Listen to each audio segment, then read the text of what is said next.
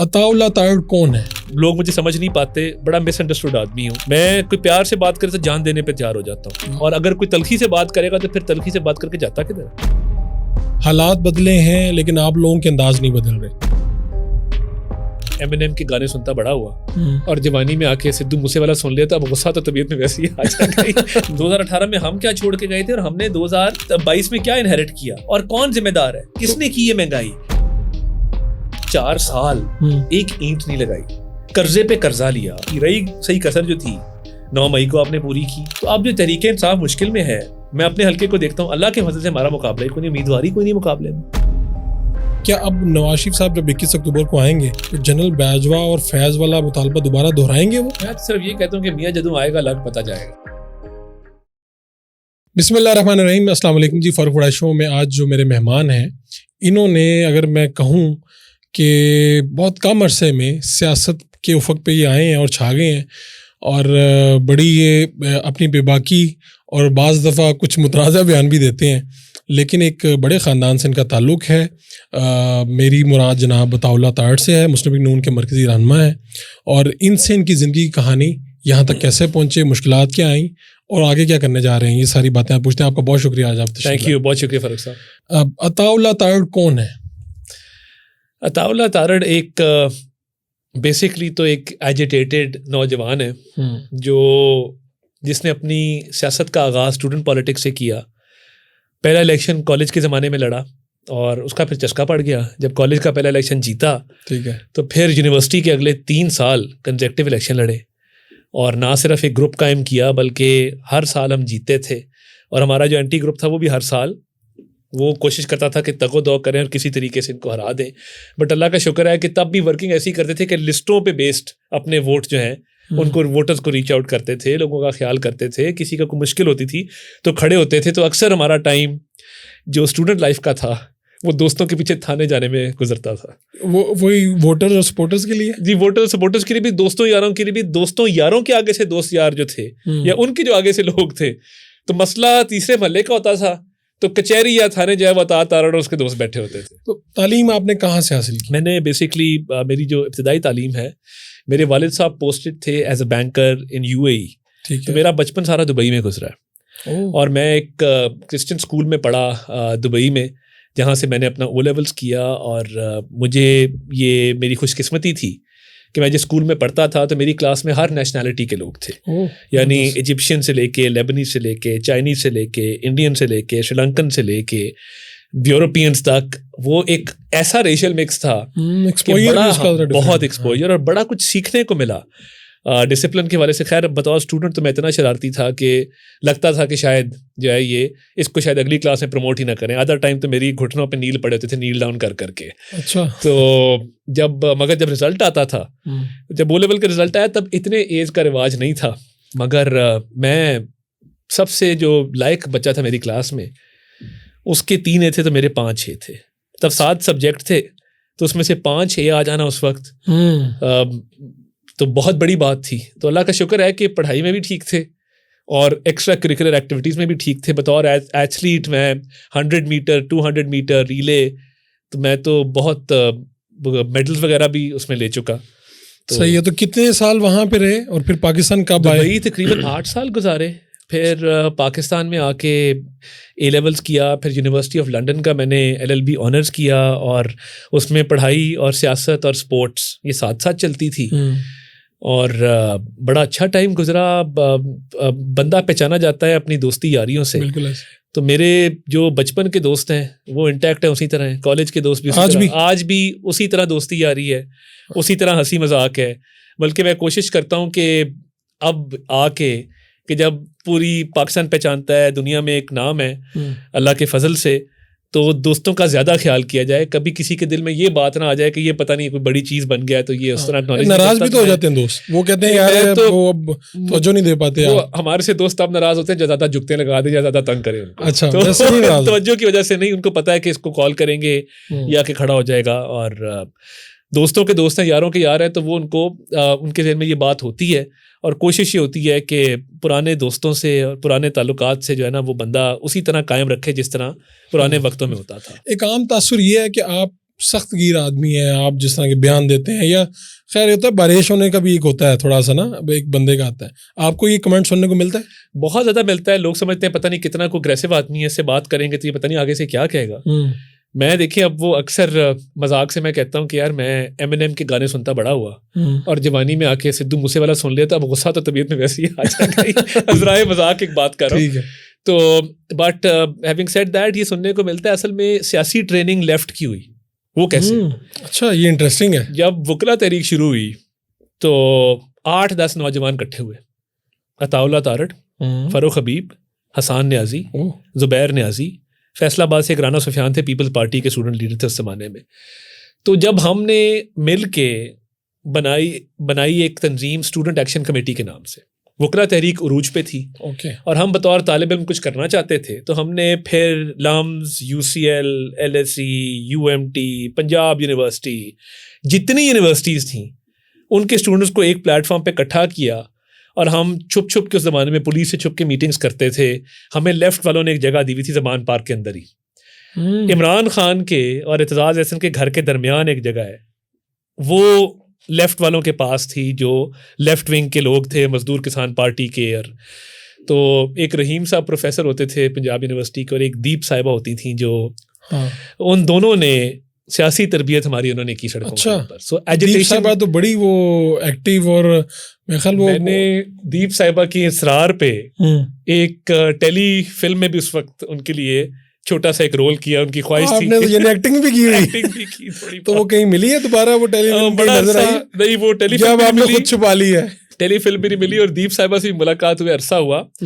تو وہ بیسکلی جب ہم نے یہ اسٹوڈنٹ پالیٹکس بھی کی, اور پھر جب یہ ایجوٹیشن کی پالیٹکس کی, اور لیفٹ سے ہماری ساری ٹریننگ ہوئی, تو مجھے یاد ہے برکت مارکیٹ میں ایک دفعہ بہت بڑا پروٹیسٹ ہوا جس میں عمران خان صاحب کی بہنیں گرفتار ہوئی تھیں, جس میں وہ زبردستی گاڑیوں میں بالکل وہ ہم اس پروٹیسٹ میں بھی موجود تھے.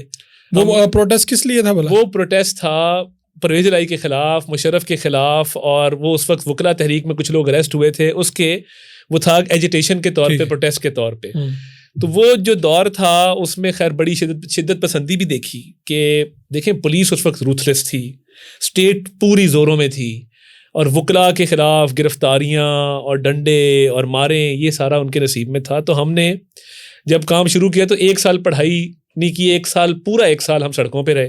یہی وکلا تحریک, کبھی لانگ مارچ ہو رہا ہے, اور مجھے یاد ہے تب بھی ہم روکتے تھے لوگوں کو نا, مطلب یہ حسان وغیرہ کیا کرتے تھے کہ جب لانگ مارچ اعتزاز احسن نے کال آف کیا تو انہوں نے اس کو غدار ڈکلیئر کر دیا, اور یہ چڑھ گئے, انہوں نے کہا چڑھ جاؤ پریزیڈنسی کی دیواروں پہ اور جنگلے ٹاپ جاؤ, اور یہ غدار ایسے تحریک بیچ دی. آپ کو یاد ہوگا 2 لانگ مارچز ہوئے تھے.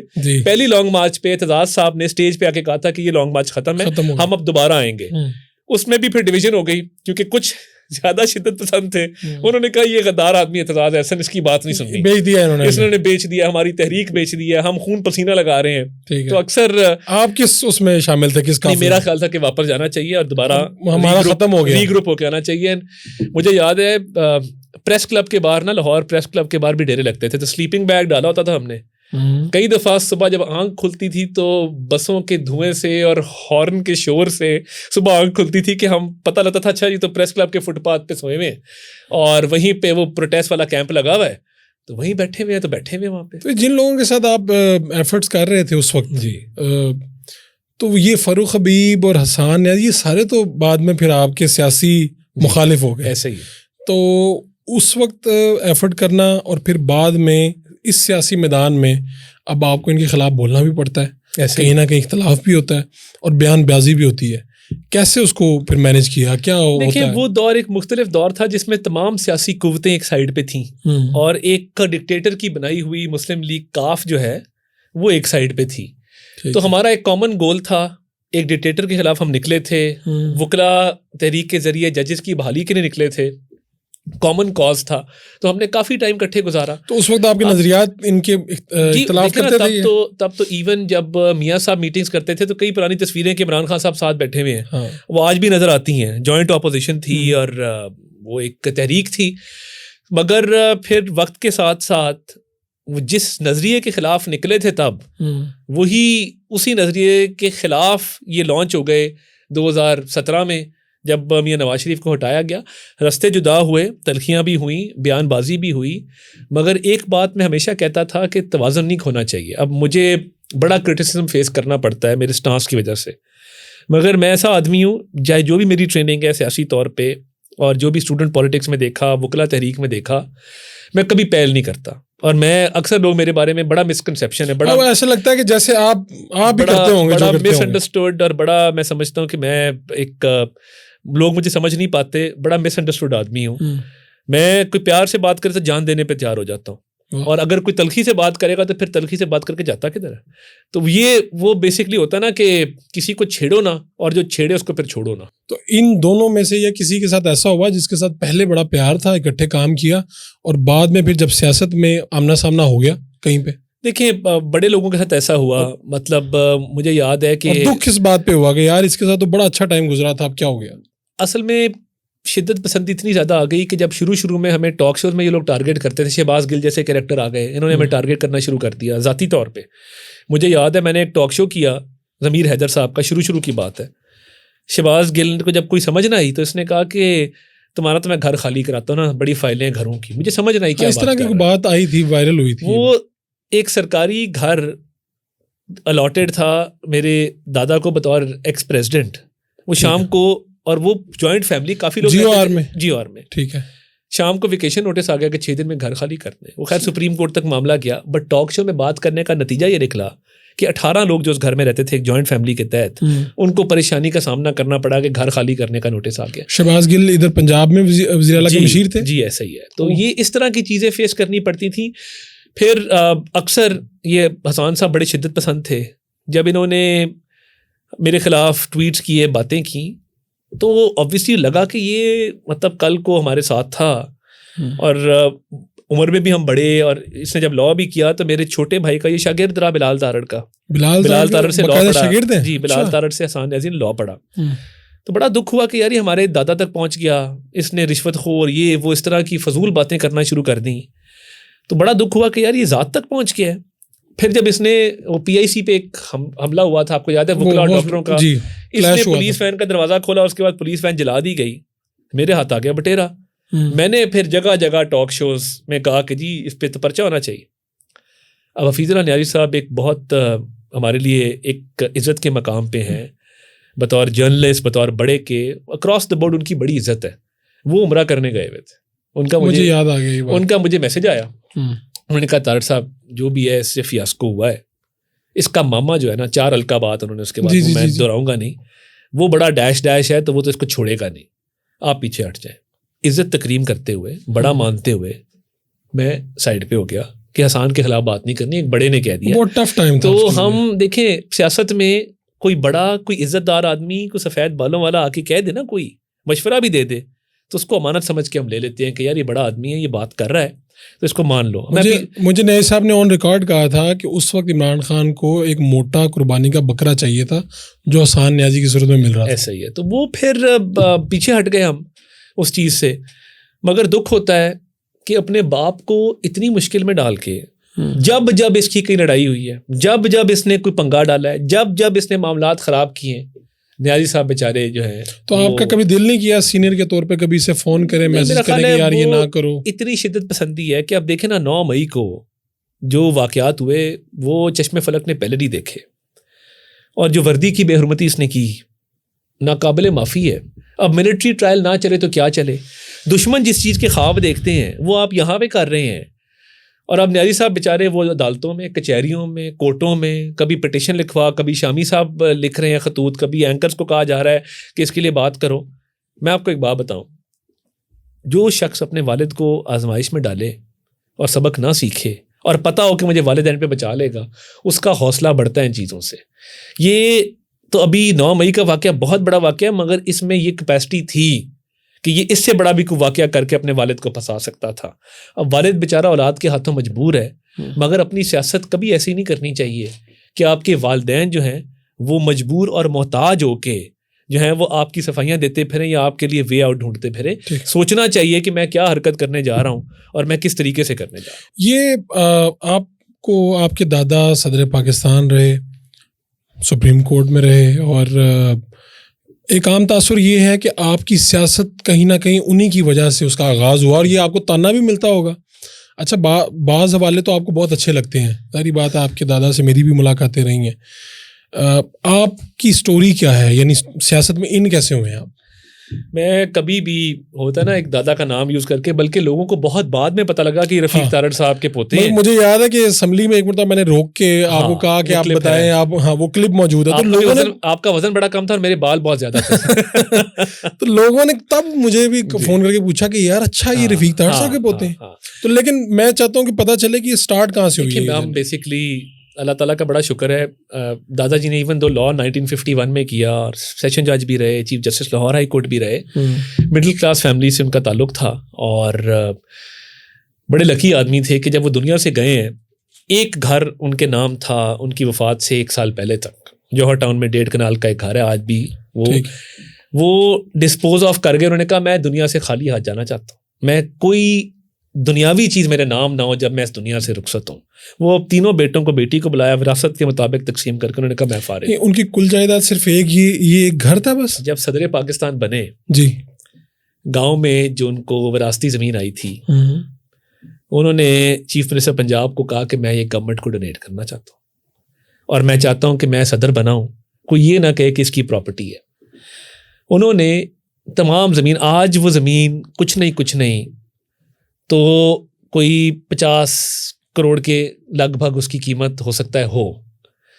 انہوں نے وہ ٹیفٹا کا انسٹیٹیوٹ بنا دیا, ٹریننگ سکلز اس کے نام, وہ سارا کچھ کر دیا. تو صدر بنتے ہی ساری زمین ڈونیٹ کر دی تھی. اچھا, ان کے پاس کچھ نہیں تھا جب وہ صدر پاکستان بنے؟ انہوں نے, وہ جوہر ٹاؤن کا ایک گھر تھا اور جس میں وہ رہتے تھے ریٹائرمنٹ کے بعد, اور یہ تھا. تو بطور جج 1970s میں بھٹو صاحب کے دور میں ایلیویٹ ہوتے ہیں ہائی کورٹ میں, سردار اقبال صاحب چیف جسٹس تھے.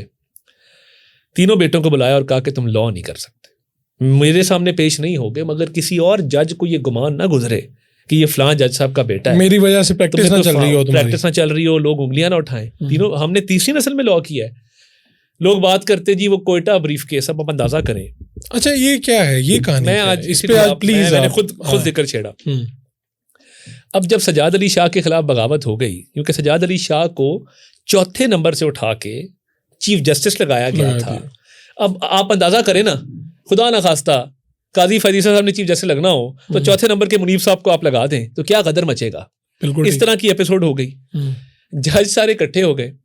ان کی بہت دوستی تھی ایک سید زمان صدیقی صاحب سے, جنہوں نے مشرف کا پی سی او والا اوتھ نہیں لیا, گھر چلے گئے, سپریم کورٹ کی ججی کو لات مارتی, بعد میں گورنر بنے. ٹھیک ہے. خلیل الرحمان خان صاحب سے, جو لاہور ہائی کورٹ کے چیف جسٹس تھے, فیڈرل شریعت کورٹ میں رہے, سپریم کورٹ کے جج رہے, انہوں نے بھی مشرف کا پی سی او نہیں لیا. خلیل الرحمان خان صاحب سے بھی بہت قربت تھی. ٹھیک ہے. اب ہوا یہ کہ جب کوئٹہ بینچ نے فیصلہ کیا اور ججز کیس کو ڈیسائیڈ کیا تو یہ گمان گزرا کہ یہ شاید انہوں نے کروایا. اب اگر انہوں نے کروانا تھا تو اس بینچ میں سید زمان صدیقی صاحب تھے, اس میں ایک جج صاحب کا میں نام بھول رہا ہوں, انہوں نے بھی پی سی او لیا, وہ تھے, اس میں خلیل الرحمان خان صاحب تھے, اور ارشاد حسن خان تھے. ارشاد حسن خان اور ان کی بڑی لگتی تھی. اس نے اپنی کتاب میں لکھا کہ تارڑ صاحب سے میرے بڑے اختلافات تھے, مگر ایک بات کی میں گواہی دیتا ہوں کہ یہ کوئٹہ والا جھوٹا الزام ہے. اور دیکھیں ایگزیکٹ الزام کیا تھا کہ بریف کیس میں پیسے, ہاں کہ پیسے, یہ بریف کیس لے کے کوئٹہ گئے, ججوں کو پیسے دیے کہ سجاد علی شاہ کے خلاف فیصلہ دو. اب ایک بندہ اگر کسی کو پیمنٹ کرنی لاہور میں نہیں ہو سکتی تھی, ایک سپریم کورٹ کا ریٹائرڈ جج, سٹنگ سینیٹر, پیسے بریف کیس بھر کے جہاز میں فلائٹ لے کے جا رہا ہے کہ میں نے ججوں کو پیسے دینے. تو وہ اوبیسلی مخالفین تھے جنہوں نے یہ ہوا اڑائی. مگر میں اب کیا بتاؤں, آج تک ویسے کسی نے اس بات پہ تحقیق نہیں کی. لوگ آج آپ پہ یہ بات کہ مشرف کا پی سی او نہ لینے والے اور جو پرنسپل پہ کھڑے ہو گئے کہ سینیورٹی کے پرنسپل کو اگنور کیا گیا ہے, وہ فیصلہ آ گیا, تو اس میں بریف کیس دینے کی کیا ضرورت تھی. اور کیا ایک ایکس جج نے امیگریشن, اچھا پھر ایئرپورٹ سے گئے نا کوئٹہ اور لاہور سے بائی روڈ تو نہیں گئے, تو پھر اسکینر کے تھرو پیسے بھی وہاں چیک ہوئے ہوں گے ایئرپورٹ پہ. ایف آئی نے بھی کہا ہوگا کہ جی ٹھیک ہے جج صاحب یہ آپ لے جائیں پیسے. تو یہ بڑا بھونڈا الزام تھا, اور جو لوگ ہمیں جانتے ہیں, میرا بڑا مذاق بنا جب میں نے کہا نا کہ میں کرائے کے گھر میں رہتا ہوں, 3 لاکھ اس کا. یہ کسی پروگرام میں آپ کیا بیٹھے, اور آج تک ویسے لوگوں کو سمجھ نہیں آتی, وہ میمز بن گئی اس کی. اب ہم جوائنٹ فیملی سسٹم ہے, اور ہم نے یہ ڈیسائیڈ کیا دادا کی وفات کے بعد کہ ہم نے اکٹھے رہنا ہے. تو میرے 2 چچا ان کے آگے سے بچے, میرا بھائی, میرے والدین, میرے بھائی کے آگے سے بچے, میرے بچے, ہم کٹھے 18-19 لوگ ایک گھر میں رہتے ہیں. اب اس کے obviously portions ہیں, تو وہ ہم رینٹ بھی اکارڈنگلی شیئر کرتے ہیں. سو وہ ایک بات بن گئی جی کہ جی پتہ نہیں اس نے کیا کہہ دیا, بٹ ایک اللہ تعالیٰ نے عزت دی اس ملک میں کہ دادا نے ایک اپنا نام کمایا.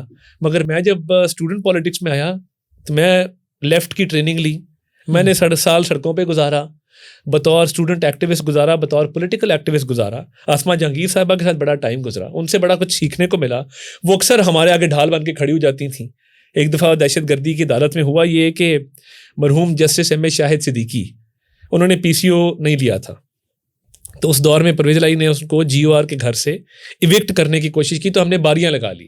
ہم ان کے گھر کے باہر پہرا دیتے تھے کہ ان کو گھر سے نہ نکالا جائے, ان کے پاس گھر نہیں تھا, ان کے بچے حیات ہیں, اللہ انہیں زندگی دے. تو میں اور میرے جو ساتھی تھے, ہم ایک شفٹ کر کے تو اگلوں کو بٹھا کے گئے کہ ہم کھانا کھا کے آتے ہیں. پیچھے سے چھاپا پڑ گیا اور دہشت گردی کے پرچے ہو گئے اور پریزن وینیں سب کو اٹھا کے لے گئی. ٹھیک ہے. صبح جب پہنچے دہشت گردی کی عدالت میں بیل کے لیے, ان کی ریمانڈ کے لیے, تو ہم کھڑے تھے, ہم تھے 25-30, وہاں سے کچھ 100 پولیس والا شیلڈوں پہ ڈنڈے مارتا ہوا ٹھا ٹھا کرتا آ رہا تھا ہماری طرف, اور ہمیں تھا آج تو یہ ہمارا قیمہ بنا دیں گے. ہم کھڑے تھے, یکدم ایک عورت آتی ہے اور وہ یوں آ کے کھڑی ہو جاتی ہے اور کہتی ہے کہ یہ دہشت گرد ہے, یہ بچے ہیں, ہاتھ لگا کے دکھاؤ, ہاتھ توڑ دوں گی. اور وہ گرجدار آواز جب آسمہ جہانگیر کی ہمارے کانوں میں پڑی نا, حوصلہ ملا, اور جس طرح سے وہ پولیس والے ایڈوانس کر رہے تھے اسی طرح وہ تیزی سے واپس جانا شروع ہو گئے. تو یہ دور بھی دیکھا. تو اسٹوڈنٹ پالیٹکس, وکلا تحریک, اس کے بعد عملی طور پہ فیلڈ میں آ کے میں نے سیاستدانوں کے بچوں کی طرح گھر پہ ٹکٹ نہیں مجھے کسی نے آ کے دیا کہ بھائی تم یہ فلاں این اے لڑ لو, PP لڑ دو. میں نے پنجاب گورنمنٹ میں 8 سال سرو کیا. یہ کب سے کب تک؟ میں نے 2009 سے لے کے تو 2018 کے شروع تک. اور میں نے کیا کیا اور پہنچے کیسے وہاں پہ؟ میں نے ایک تب کنٹریکچوئل پوزیشن ایک آئی, اس کے اگینسٹ اپلائی کیا, اور میں نے بطور ڈپٹی سیکرٹری شروع کیا. اور پوری بیوروکریسی کا کام دیکھا, پروموٹ ہوا بطور ایڈیشنل سیکرٹری. تو میں نے 9 سال پورا سسٹم اسٹڈی کیا کہ بیوروکریسی چلتی کیسے. مجھے بڑا فائدہ ہوا اس چیز کا. تو میں نے کوئی پیراشوٹر کے طور پہ یا گھر بیٹھے کسی نے آ کے تعلقات کی وجہ سے یا خاندان کی وجہ سے یہ نہیں کہا کہ بھائی آپ سیاست میں آ جاؤ. تو ایک اسٹوڈنٹ پالیٹکس اپنی جگہ, ایجیٹیشن کی پالیٹکس اپنی جگہ, بیوروکریٹک ایکسپیرئنس اپنی جگہ.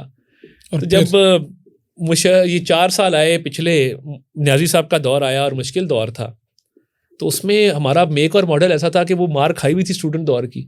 تو پتہ تھا کہ مشکل وقت میں کھڑے ہونا ہوتا ہے, اور بندہ وہی ہوتا ہے جو مشکل میں کھڑا ہو جائے. گھر بیٹھنے سے بہتر ہے کہ بندے کی ایگزسٹنس کا فائدہ ہی نہیں ہے. تو مشکل ٹائم میں لوگ سمجھاتے تھے مت بولو, پکڑے جاؤ گے, فلاں ہو جائے گا. پرچے بھی ہوئے, حوالات میں بھی بند رہے, کافی چیزیں دیکھیں, پیچھے نہیں ہٹے. اس لیے ایک وہ جو امیج بن گیا نا, وہ اس وجہ سے بنا کہ مشکل دور جب آپ کے خلاف پورا سسٹم چل رہا تھا, بدترین سیاسی انتقام تھا, قیادت ساری گرفتار تھی, ہماری پھر پرورش سیاسی اثر نو اس دور میں ہوئی, جس وجہ سے میں ایک جب کوئی بات کرتا ہے اور غلط کرتا ہے تو میں پھر اس پہ رسپونڈ کرتا ہوں. پارٹی کا مزاج نہیں ہے یہ. پارٹی آج بھی کہتی ہے کہ کچھ باتیں ویل لیفٹ ہونی چاہیے. نہیں, آپ کو کبھی کچھ ایسا ہوا ہو, گرمی سردی ہوئی اور آپ کو نواز صاحب کا یا شہباز صاحب کا کوئی میسیج یا کسی کے تھرو آیا ہو کہ یار یہ پارٹی میں نا شروع میں ایک بات ہوتی تھی کہ ٹیرین والا جو معاملہ ہے نا وہ نو گو ایریا ہے. اچھا, اخلاقیات سے گری ہوئی چیز ہے, اس لیے اس پہ بات نہیں کرنی چاہیے, شروع کی بات ہے. ٹھیک ہے.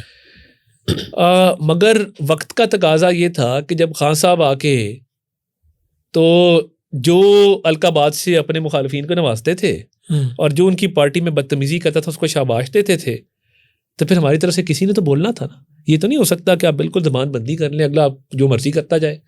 آج جو کلٹ انہوں نے بنایا ہے بغیر سوچے سمجھے, وہ گھروں کے اندر ڈویژن ہے, دفتروں کے اندر ڈویژن ہے, ہر جگہ دوستوں کے اندر ڈویژن ہے, بحث مباحثہ ہے, لڑائیاں ہیں, کیونکہ ایک کلٹ پیدا کر دیا ہے جس نے لاجک اور ریزننگ پہ نہیں جانا, جس نے شرٹ کے بغیر بھاگتے ہوئے تصویر کو اپریشیٹ کرنا ہے, جس نے کالی اینکیں لگائے ہوئے عدالت میں بیٹھے تسبیح پھیرتے ہوئے کو کہنا ہے واہ جی واہ کیا بات ہے. انہوں نے یہ نہیں دیکھنا کس نے کیا تباہی کی ہے.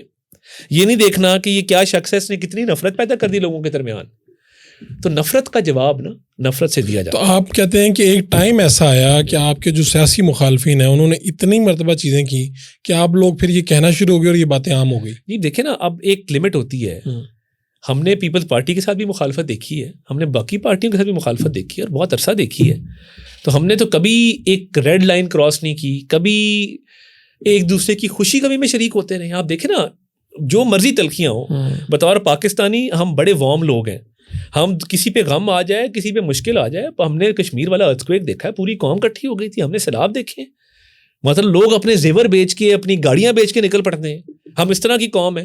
سارا دن ڈپریشن کے جو لیکچر چلتے ہیں نا یہ ٹی وی پہ, سوشل میڈیا پہ, اور قوم کو جو لوگ گالیاں دیتے ہیں, خود آتے ہیں 15-15 لاکھ روپے تنخواہ ہے, 3 کروڑ کی گاڑی سے اتریں گے, اے سی والے کمرے میں بیٹھیں گے. کیا فضول قوم ہے, میں اب اس کا نام نہیں لے رہا جس کی میں نقل اتار رہا ہوں, مگر سارا دن قوم کو ڈپریشن کی گولیاں دیتے ہیں. بھائی بتاؤ کہ یہ وہ قوم ہے کہ جو کھڑی ہو جاتی ہے جب وقت آتا ہے, تو ان کو تھوڑی ہوپ دو, ان کو بتاؤ کہ یہ اچھے لوگ ہیں. میں بڑا اس بات سے مایوسی ہوتی ہے کہ جو نفرت کے بیج بوئے گئے ہیں, ہم اس خوشی غمی کی شرکت سے بھی گئے ہیں. یعنی خود تو وہ نہیں کرتے نا. نعیم الحق صاحب نے 30-40 سال زندگی کے دے دیے اس پارٹی کو, جنازے پہ جانا گوارا نہیں کیا, گھر جا کے تعزیت کرنا گوارا نہیں کیا. یار ایک دنیا سے بندہ گیا ہے, آپ اگر اس کے خاندان کے غم میں شریک ہو جائیں گے تو کیا فرق پڑے گا. یہ چیزیں ہماری سوسائٹی سے ختم کر دی ہیں کہ یہ لائن کس طرف ہے, تم لائن کس طرف ہو, یہ چور ڈاکو ہے, تم صاف ستھرے ہو. اور یہ جو امر بالمعروف اور نہی عن المنکر کا لیکچر تھا سیاست میں مذہب کو لانے کا اور کہنے کا کہ باقی سب باطل ہے, میں حق ہوں, تو یہ جو پارسائی کا دعویٰ ہے یہ تکبر سے جڑا ہوا ہے, اور تکبر کا سر ہمیشہ نیچے ہوتا ہے. یہ آپ کے جو دادا ہیں, کیا ان کی پارٹی کے ساتھ کوئی ایفیلیشن تھی, کیا واقعہ ہے جب ان کو, کیونکہ انہوں نے بتایا ہوگا یا میاں برادران میں سے کسی نے بتایا ہوگا آپ کو؟ دیکھیں ان کی جوڈیشل سروس, پوری جوڈیشل سروس, جب وہ جج تھے تو ہائی کورٹ کے, زیاد اور تھا, شیخ رشید ہوتے تھے بابا سوشلزم جی, ان کی بیل لی تو انہوں نے کوئی نظم لکھی تھی مارشل لاء کے خلاف, تو عدالت میں نے بلایا, تو اب بیل دینا مقصود تھا کیونکہ پتا تھا بے گناہ ہے, تو آنکھوں آنکھوں میں ہی کہا کہ شیخ صاحب دوبارہ تو نہیں کریں گے نا, تو انہوں نے کہا میں 100 مرتبہ دوبارہ کروں گا. بیل گرانٹ ہو گئی, بیل دینا مشکل تھا. خر صاحب پہ پرچہ ہوا, خر صاحب حیات ہیں, کبھی پوچھیے گا, خر صاحب پہ زنا کا پرچہ ہو گیا اور جھوٹا پرچہ تھا, بیل ہو گئی. مشتاق اوان صاحب پیپلز پارٹی کے بڑے سرکردہ رہنما اس دور کے, ان کی بیل ہو گئی. تو مشہور ہو گیا کہ یہ پیپلز پارٹی کے جج ہیں, اور زیادہ دور میں بیلیں دینا بڑا مشکل کام تھا, دی بیٹھے ہوئے اوپر, ممکن ہی نہیں. پھر جب میاں صاحب کا دور آیا کہ ڈکٹیشن نہیں دوں گا والا, تو ان کے ذہن میں یہ بات تھی کہ پیپلز پارٹی کے جج ہمارے ساتھ ناانصافی کریں گے. ان پہ جب جھوٹے کیسز بنے ان کو ریلیف ملا. تو جب باری آئی صدر کے انتخاب کی تو میاں شریف صاحب کا ایک ذہن ہوتا تھا ہمیشہ سے کہ کسی جج کو, کسی منصف کو, کسی ایسے بندے کو بناؤ جس نے انصاف پہ اپنی اپنی زندگی گزاری ہو. ٹھیک ہے. اور سید زمان صدیقی صاحب کو بھی بعد میں, خیر وہ تب میاں شریف صاحب فوت ہو گئے تھے, گورنر میاں صاحب نے اسی سوچ کے تحت بنایا تھا, یار اس نے PCO نہیں لیا تھا, یہ ایک اچھا منصف تھا. تو ایسے لوگوں کو, ایسے لوگ جنہوں نے جوڈیشل سروس کی ہو, ملک کی خدمت کی, ان کو موقع ملنا چاہیے. پہلی دفعہ جب ان کو یہ آفر ہوئی تو انہوں نے انکار کیا. انہوں نے کہا کسی چھوٹے صوبے سے صدر کو ہونا چاہیے. اچھا, رفیق طاہر صاحب نے انکار کر دیا؟ پہلی دفعہ انکار کیا. انہوں نے کہا کہ کیونکہ وزیر اعظم بھی پنجاب سے ہے, چیئرمین سینٹ وسیم سجاد تھے, انہوں نے کہا جی وہ بھی پنجاب سے ہے, فلاں بھی پنجاب سے ہے. تو اس پہ پھر انہیں اصرار کیا گیا, تو انہوں نے کہا کہ چلیں ٹھیک ہے, بٹ اگر چھوٹے صوبے سے ہوتا تو بہتر تھا. تو اللہ تعالیٰ نے ان کی قسمت میں لکھا تھا, انہوں نے بڑی سادہ زندگی گزاری, ادب سے بڑا لگاؤ تھا, بلکہ لاء کی جگہ لاہور فارسی لٹریچر میں بیچلرز کرنے آئے تھے. تو بڑے بھائی نے سمجھایا, اس نے کہا کہ لاء کرو, لاء کیا, اور بطور انسان بڑا ماڈریٹ میں نے ان کو پایا, اور بڑے ماڈریٹ تھاٹس کے مالک تھے. اور صدر جب بنے بھی تو بڑی سادگی سے وہ ٹینیور گزارا. اس وقت آپ کدھر تھے جب؟ میں دبئی میں پڑھائی کر رہا تھا جی. اچھا, وہ چھٹیوں میں پاکستان آنا اور پھر چلے جانا. اس وقت کی کوئی یادیں تو آپ کے پاس ہوں گی ڈیفینیٹلی؟ جی بالکل ہیں, بڑی 23 مارچ کی پریڈیں بڑی یاد ہیں, 14 اگست کے فنکشن بڑے یاد ہیں, ایک سینس آف پیٹریٹزم بڑی یاد ہے. اور جس طریقے سے انہوں نے بطور پریزیڈنٹ اپنے آپ کو کانڈکٹ کیا، اور میں ابھی آج کل ان کی گیلری ڈیولپ کر رہا ہوں اپنے گاؤں والے گھر میں، جس میں ہیڈز آف اسٹیٹس کے ساتھ ان کی ملاقاتیں ہیں، کلنٹن کے ساتھ، secretary general UN Kofi Annan کے ساتھ. ایک بڑی انٹرسٹنگ میں نے کمپیریزن والی تصویر لگائی ہے، جس میں ایک میں وہ شیخ زائد ال نہیان سے مل رہے ہیں، اور ایک دوسری تصویر میں شیخ محمد بن زائد ال نہیان ان کے بیٹے سے مل رہا ہوں. وہ میں نے ساتھ ساتھ یہ تصویریں وہاں پہ لگائی ہیں. تو بطور صدر بھی انہوں نے اپنے آپ کو بڑا ڈگنیفائڈ طریقے سے، کسی کے ساتھ کبھی کوئی اونچا بول نہیں بولا، کسی کے ساتھ کوئی زیادتی نہیں کی، اور ایک سادہ صاف ستھری زندگی گزاری. اور اللہ کا بڑا شکر ہے کہ میاں شریف صاحب کے ساتھ بھی ان کی بڑی نیاز مندی تھی، بڑی دوستی تھی. میاں شریف صاحب کی ایک عادت تھی، اور بڑی اچھی عادت تھی، کہ جب انسان ریٹائر ہو جاتا تھا تو وہ اس سے اپنی رفاقت بڑھا دیتے تھے، کہ اس کو یہ محسوس نہ ہو کہ میں سروس میں تھا، میں شاید کسی ان کے کام آ سکتا تھا، تو یہ مجھے ملتے تھے. ٹھیک ہے. تو یہ ان کی کالا ظرفی تھی. تو اس زمانے کی جو وزاداری تھی، مروت تھی، تعلقات تھے، میں سمجھتا ہوں کہ وہ دنیاوی مفادات سے بالاتر تھے، اور لوگ ایک دوسرے کو کام کہتے ہوئے بھی گھبراتے تھے کہ پتہ نہیں کیا جواب ملے گا. تو وہ ایک تعلق داری، وزاداری، ایک انسانیت کی بنیاد پہ، انسانی رواداری کی بنیاد پہ آپس کے جو معاملات تھے. مجید نظامی صاحب سے بڑی قربت ان کی رہی، اور بلکہ نظریہ پاکستان کے چیئرمین کے طور پہ بھی رہے مجید نظامی صاحب کی وفات کے بعد. تو اور زمانہ تھا، اور لوگ تھے. یہ جو اب سیاست میں گند ڈلا ہے آج، یہ تصور نہیں تھا. اس زمانے میں لوگ ایک دوسرے کی عزت بھی کرتے تھے، مخالفت کے باوجود کرتے تھے. شدید ترین مخالفت ہوتی تھی مگر عزت سے پیش آتے تھے. آپ کے خاندان میں اور کون سیاسی؟ سائرہ افضل طاہر صاحب آپ کی کیا؟ میری چچی ہیں جی، وہ اپنے والد کی سیٹ لڑتی ہیں حافظ آباد سے، اور 2 بار MNA رہی ہیں، وفاقی وزیر صحت رہی ہیں. اب انشاءاللہ اگلا الیکشن بھی NA کا لڑیں گی. میں نے پھر اب دادا جی کو پریزیڈنسی چھوڑے بھی دہائیاں ہو گئی ہوئی تھیں جی، جب میں نے اپنے بھائی کو لانچ کیا پالیٹکس میں، گجرانوالہ ہمارے ہوم ٹاؤن سے. تو وہ الیکشن لڑا 2018 کا. اس وقت دادا ابو کی آپ کی کیا رائے تھی آپ لوگوں کی سیاست سے؟ میں نے جب یہ فیصلہ کیا تو میں نے گھر کے بڑوں کو کانفیڈنس میں لیا اور ان سے اجازت لی کہ جی میں چاہتا ہوں کہ میرا بھائی الیکشن لڑے MPA کا. تو بڑوں کی رائے اس کے ساتھ تھی، مگر دادا میرے چاہتے تھے کہ میں CSS کروں اور چھوٹا بھائی وکالت کرے. ان کی خواہش یہ تھی. تو میں نے اجازت دی تو انہوں نے اس پہ اتفاق کیا. چاہتے وہ یہ تھے کہ وہ وکالت کرے اور آپ آفیسر بنے. ہاں، اور وہ پھر میں بھی سیاست میں آ گیا، وہ بھی سیاست میں آ گیا. کبھی آپ نے اٹیمپٹ کی ویسے CSS کے لیے یا کسی؟ نہیں، اٹیمپٹ میں نے نہیں کی، کیونکہ میری سوچ بالکل مختلف تھی. ان بندشوں سے میں آزاد رہنا چاہتا تھا. تو اللہ تعالیٰ کا شکر ہے آج آپ کے سامنے بیٹھے ہیں. لیکن جب آپ گئے پنجاب گورنمنٹ کے ساتھ تو وہ ساری بندشیں تو آپ کے ارد گرد آ گئی ہوں گی. وہ more of a learning experience تھا. آپ کی کیا سوچ تھی کہ میں کیا کروں گا، یہاں سے نکلوں گا؟ میرا یہ خیال تھا، میں نے کبھی پلاننگ نہیں کی کہ پتہ نہیں میں نکلوں گا تو میں کیا کروں گا، یا یہاں پہ میں کیا کر رہا ہوں. خدمت کا ایک جذبہ تھا، اور شہباز شریف صاحب کو دیکھا تھا بطور ایڈمنسٹریٹر پرفارم کرتے ہوئے، تو ان کی ٹیم کا حصہ رہنے کا مجھے اتفاق ہوا، اور ایک خوش قسمتی تھی میری. تو بڑا کچھ سیکھا بھی. اس وقت کون سے بیوروکریٹس ہیں جو آپ کے ساتھ اس وقت میں نے بڑے لوگوں کے ساتھ کام کیا. میں نے جاوید محمود سے لے کے اچھا تو زاہد سعید تک چیف سیکرٹری دیکھے ہیں. میں نے طارق سلیم ڈوگر سے لے کے تو عارف نواز تک IG دیکھے ہیں. تو ایک لمبا عرصہ.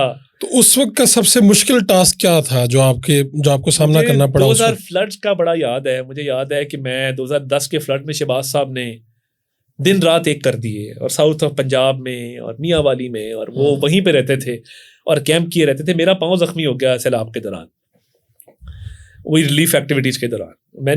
میں پٹی باندھ کے سیلاب میں سرو کرتا رہا. وہ ایک دن ان کی نظر پڑی تو انہوں نے مجھے کہا کہ آپ کا پیر زخمی ہے، آپ کو تو ادھر فلڈ میں نہیں ہونا چاہیے، آپ یہ تو خراب ہو جائے گا کام. تو پھر مجھے یاد ہے کہ جب فلڈ ختم ہوئے اور افسروں کو انہوں نے بلایا اپریشیٹ کرنے کے لیے، تو انہوں نے تقریر میں کہا کہ میں سلام پیش کرتا ہوں اس نوجوان افسر کو جس نے پیر زخمی ہونے کے باوجود فلڈ میں جو ہے ایک دن بتایا بھی نہیں کہ یہ میرا پیر زخمی ہے تو میں واپس چلا جاؤں، وہ سرو کرتا رہا. تو بڑی یادیں ہیں اس دور کی، بڑا کچھ ہے. اس وقت تو آپ پارٹی کے ڈپٹی جنرل سیکرٹری بھی ہیں. جی، ڈپٹی سیکرٹری جنرل مرکزی سطح. ہاں جی، مرکزی سطح پہ آپ ہیں. اور میرے خیال میں آپ کے ساتھ شاید گورنر صاحب جی بلیغ الرحمان صاحب گورنر بننے سے پہلے پارٹی میں 2 ڈپٹی سیکرٹری جنرل تھے, میں اور بلیغ الرحمان صاحب تھے. ٹھیک ہے, تو اس پوزیشن پہ پہنچنا بھی ایک مشکل کام ہے. پاکستان مسلم لیگ نون ہے, کئی مرتبہ حکومتوں میں آئی ہے, بڑی پارٹی ہے, تو بہت سی باتیں بندہ کہہ سکتا ہے, بہت سی نہیں کہہ سکتا. تو جب آپ آگے بڑھ رہے ہوتے ہیں تو بہت سے سینئرز آپ سے پریشان بھی ہو جاتے ہیں ود ان دا پارٹی. ایک جنگ باہر لوگوں کو نظر آ رہی تھی, ایک اندر ہو رہی ہوتی ہے. اس طرح کی کتنی جنگیں لڑی میں نے. اب دیکھیں آبویسلی مشکل ٹائم تھا, آدھے لوگ خاموش ہو گئے, آدھے لوگ بھاگ گئے. بولنے والے 2-4 تھے جو پورے سسٹم کے خلاف, آمریت کے خلاف.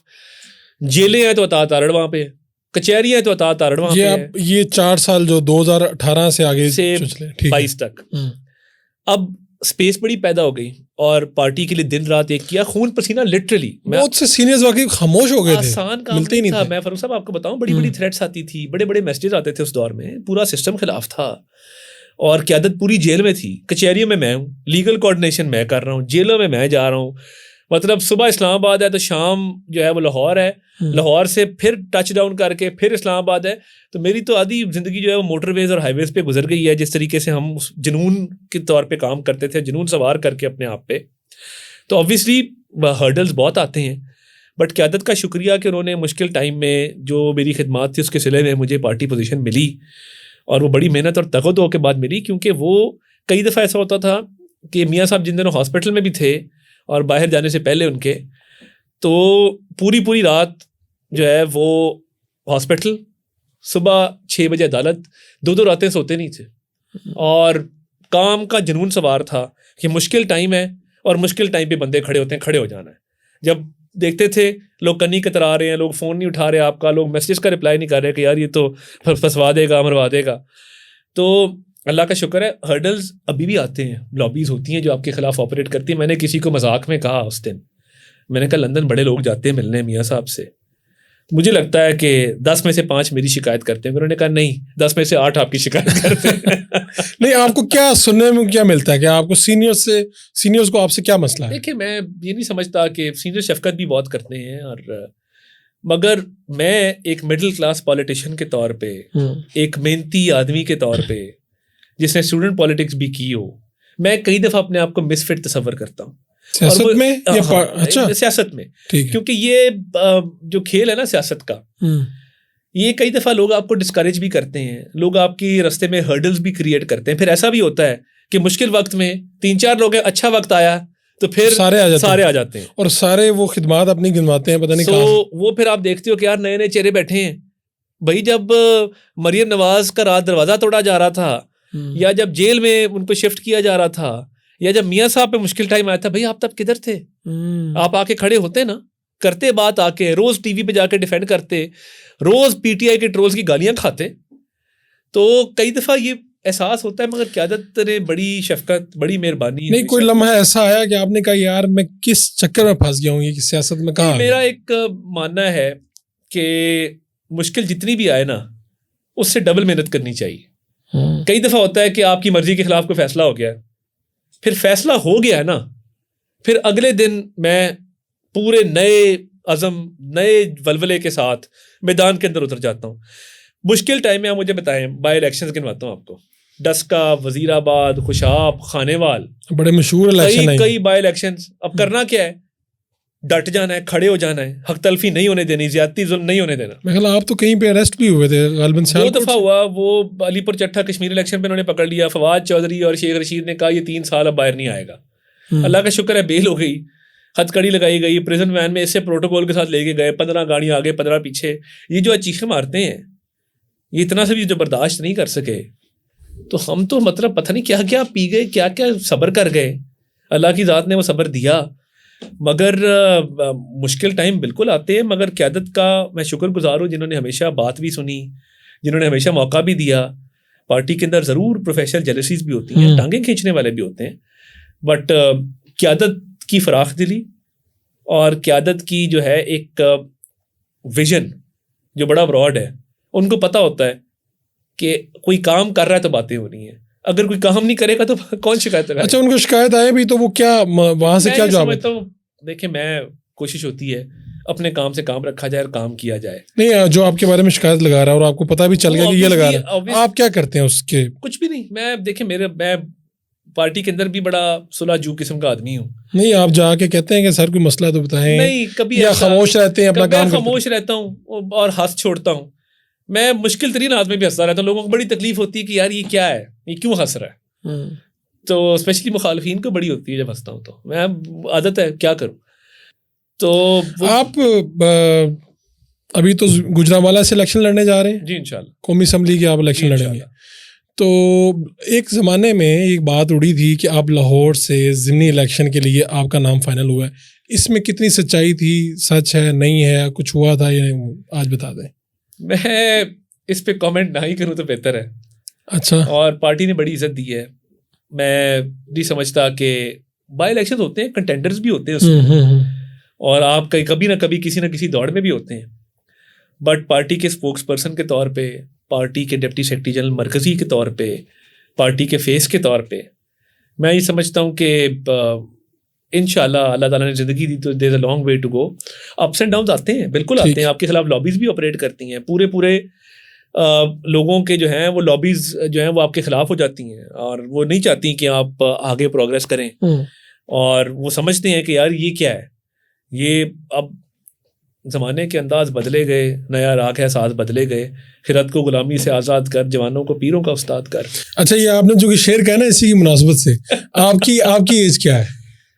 میں یہ کیا کہتے ہیں وہ جو آج کل پاکستانی فلم ایکٹریسز کی طرح اس پہ اگر شرما دوں تو میرا خیال ہے. نہیں, میں اس لیے کہہ رہا ہوں کہ آپ کی پارٹی کو جو سب سے بڑا آپ کی پارٹی کا مسئلہ لوگ یہ سمجھتے ہیں, حالات بدلے ہیں لیکن آپ لوگوں کے انداز نہیں بدل رہے. لوگوں کی کیمپینز بدل گئی ہیں, مارکیٹنگ سٹائل بدل گئے ہیں, لیکن ایسا لگتا ہے جیسے نون لیگ آج بھی کہیں 90 کے آس پاس ہی گھوم رہی ہے. میں ایک چھوٹی سی بات عرض کرتا ہوں کہ آپ کے جو لیڈرز ہیں, آپ اگر اپنی فرسٹ ایئر لیڈرشپ دیکھیں, 60 ابو آپ کو لوگ نظر آئیں گے, 70 کے پیٹے میں نظر آئیں گے. 6 مرتبہ یہ اراکین قومی اسمبلی رہے ہیں, 6 7 8 وزارتیں انہوں نے انجوائے کی ہیں, محنت بھی کی ہوگی, سب کچھ کیا ہوگا.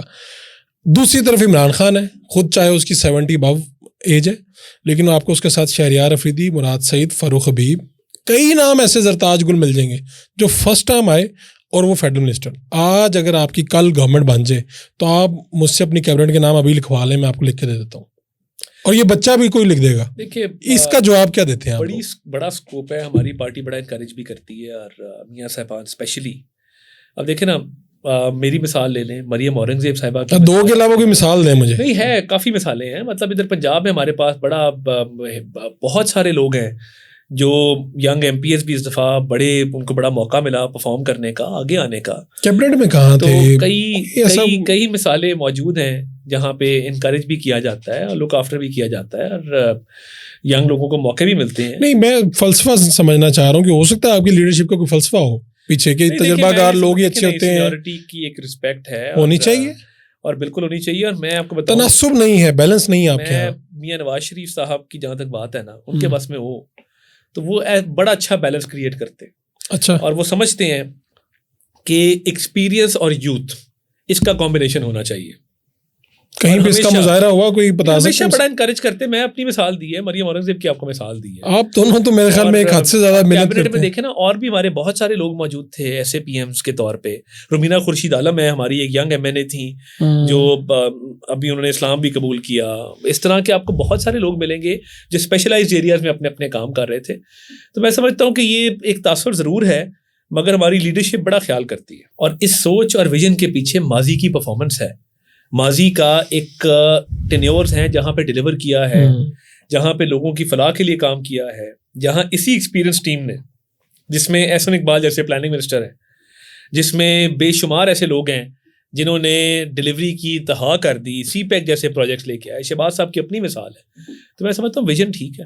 اچھا, کیا آپ سمجھتے ہیں کہ اب آپ لوگ کہاں پہ کھڑے ہیں اس وقت؟ کیا صورتحال ہے؟ آپ خود حلقے کے اب جا کے دیکھتے ہیں, ملتے ہیں لوگوں سے, کیمپین کر رہے ہیں, باتیں تو ہو رہی ہیں الیکشن کی, آپ کھڑے کہاں پہ ہیں؟ آپ پنجاب کو, مجھے ایک زمانے میں یاد ہے آپ کا نام بڑا آتا تھا کہ جی پنجاب کے حلقے کے جو امیدوار ہیں وہ آپ فائنل کرتے تھے یا کوئی رپورٹ بناتے تھے, پتہ نہیں کیا چکر ہے, یا سروے کرواتے تھے آپ.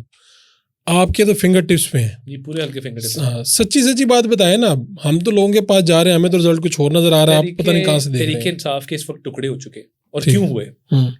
اس میں اسٹیبلشمنٹ کا کوئی دوش نہیں ہے. اس میں دوش ہے تو عمران خان صاحب کی جو ایک ونڈکٹیو پالیٹکس ہے کہ وہ مردم شناس تو خیر بہت دور کی بات ہے نا.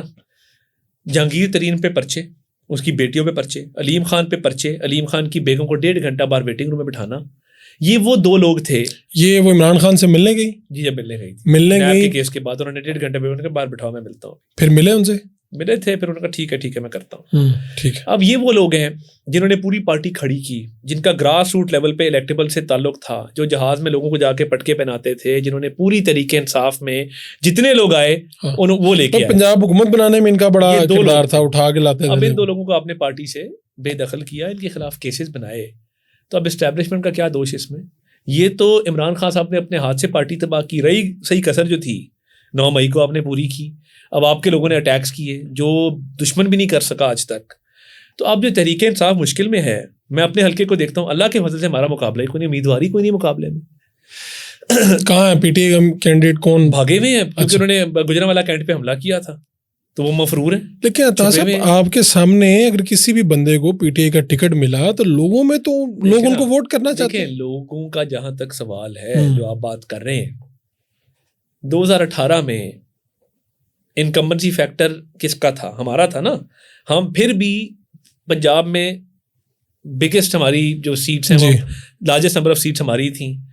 ہم نیشنل اسمبلی میں بھی قریب تھے. اگر جنوبی پنجاب محاذ نہ بنایا جاتا, ہماری پارٹی نہ توڑی جاتی, ہمارے لیڈروں کو سزا نہ دی جاتی, ہماری گورنمنٹ تھی 2018 میں, دونوں گورنمنٹ ہماری تھی اللہ کے فضل سے. ٹھیک ہے. اب 16 ماہ کا جو انکمبنسی فیکٹر ہے نا, میں سمجھتا ہوں اتنا بھاری نہیں ہے جتنا اس کو میڈیا پرسیپشن میں بنا دیا گیا. آپ کو لگتا ہے یہ پرسیپشن ہے؟ سر 4 سال ایک اینٹ نہیں لگائی, قرضے پہ قرضہ لیا, آئی ایم ایف کے پاس کہا میں خودکشی کر لوں گا, نہیں. اس وقت عوام کی نظر میں وہ ایک مظلوم ہے جو اٹک جیل میں قید ہے, اور وہ انہیں لگتا ہے کہ اس وقت کی اسٹیبلشمنٹ اور آپ اور ساری پارٹیاں مل کے اس پہ ظلم ڈھا رہی ہیں. اس مظلوم نے خانہ کعبہ کے ڈائل والی گھڑی کیوں بیچی؟ اس نے ایک عدت میں ایک عورت سے شادی کر کے اس کو بیوپار کیوں کروایا گھر میں؟ بیوپار کس چیز کا تھا؟ ہیرے جواہرات آ رہے ہیں بک رہے ہیں ٹھک کر کے, فرا گوگی آ رہی ہے دبئی بیچ رہی ہے, فلاں جگہ بیچ رہی. مطلب کوئی حد ہوتی کسی بات کی. تو مسلم امہ کے لیڈر بنے پھرتے ہو, تمہارے گھر سے اچھا توشہ خانہ کا کوئی بھی تحفہ ہوتا ہے نا, کوئی لیڈر ہے, میں اگر فار ایگزامپل مجھے ملتا ہے, میں گھر کیوں لے کے جاؤں گا؟ میں آپ کو دکھانے کے لیے میں کہوں گا یار فاروق صاحب کھانے پہ آئیں گے, تو میں کہوں گا کہ یہ مجھے سعودی ولی عہد نے دیا ہے, یہ مجھے یو اے ای کے پریزیڈنٹ نے دیا ہے, یہ مجھے پریزیڈنٹ جو ہے وہ یو ایس اے نے دیا ہے. لوگ مومنٹوز کو, سوونیئرز کو یادگار کے طور پہ گھر لے کے جاتے ہیں. یہ نہیں کرتے کہ یہ ڈائمنڈ اسٹڈڈ گھڑی ہے تو میں اپنی بیوی کو دوں, اس کو بیچ دے. کوئی شے نہیں چھوڑی, چھوٹی چھوٹی چیزوں سے لے کے بڑی بڑی چیزیں بیچ دی, پیسے کھا گئے. گھر بنا دو, شینڈلیئر لگا لو, اور باتیں ہیں کہ وہ ریاست مدینہ کی اور امر بالمعروف کی. تو دیکھیں وہ جو آدمی ہے نا جس نے پاکستان کی عزت کو داؤ پہ لگا دیا, جس نے سائفر کا پورا تماشا کھڑا کر دی, آڈیو آئی اس میں کیا کہہ رہا ہے, ہم نے کھیلنا ہے اس کے ساتھ, یعنی پاکستان کی قومی سلامتی سے کھیلنا ہے, پاکستان کے آفیشیل سیکرٹس ایکٹ کے ساتھ کھیلنا ہے, پاکستان کے بین الاقوامی تعلقات کے ساتھ کھیلنا ہے.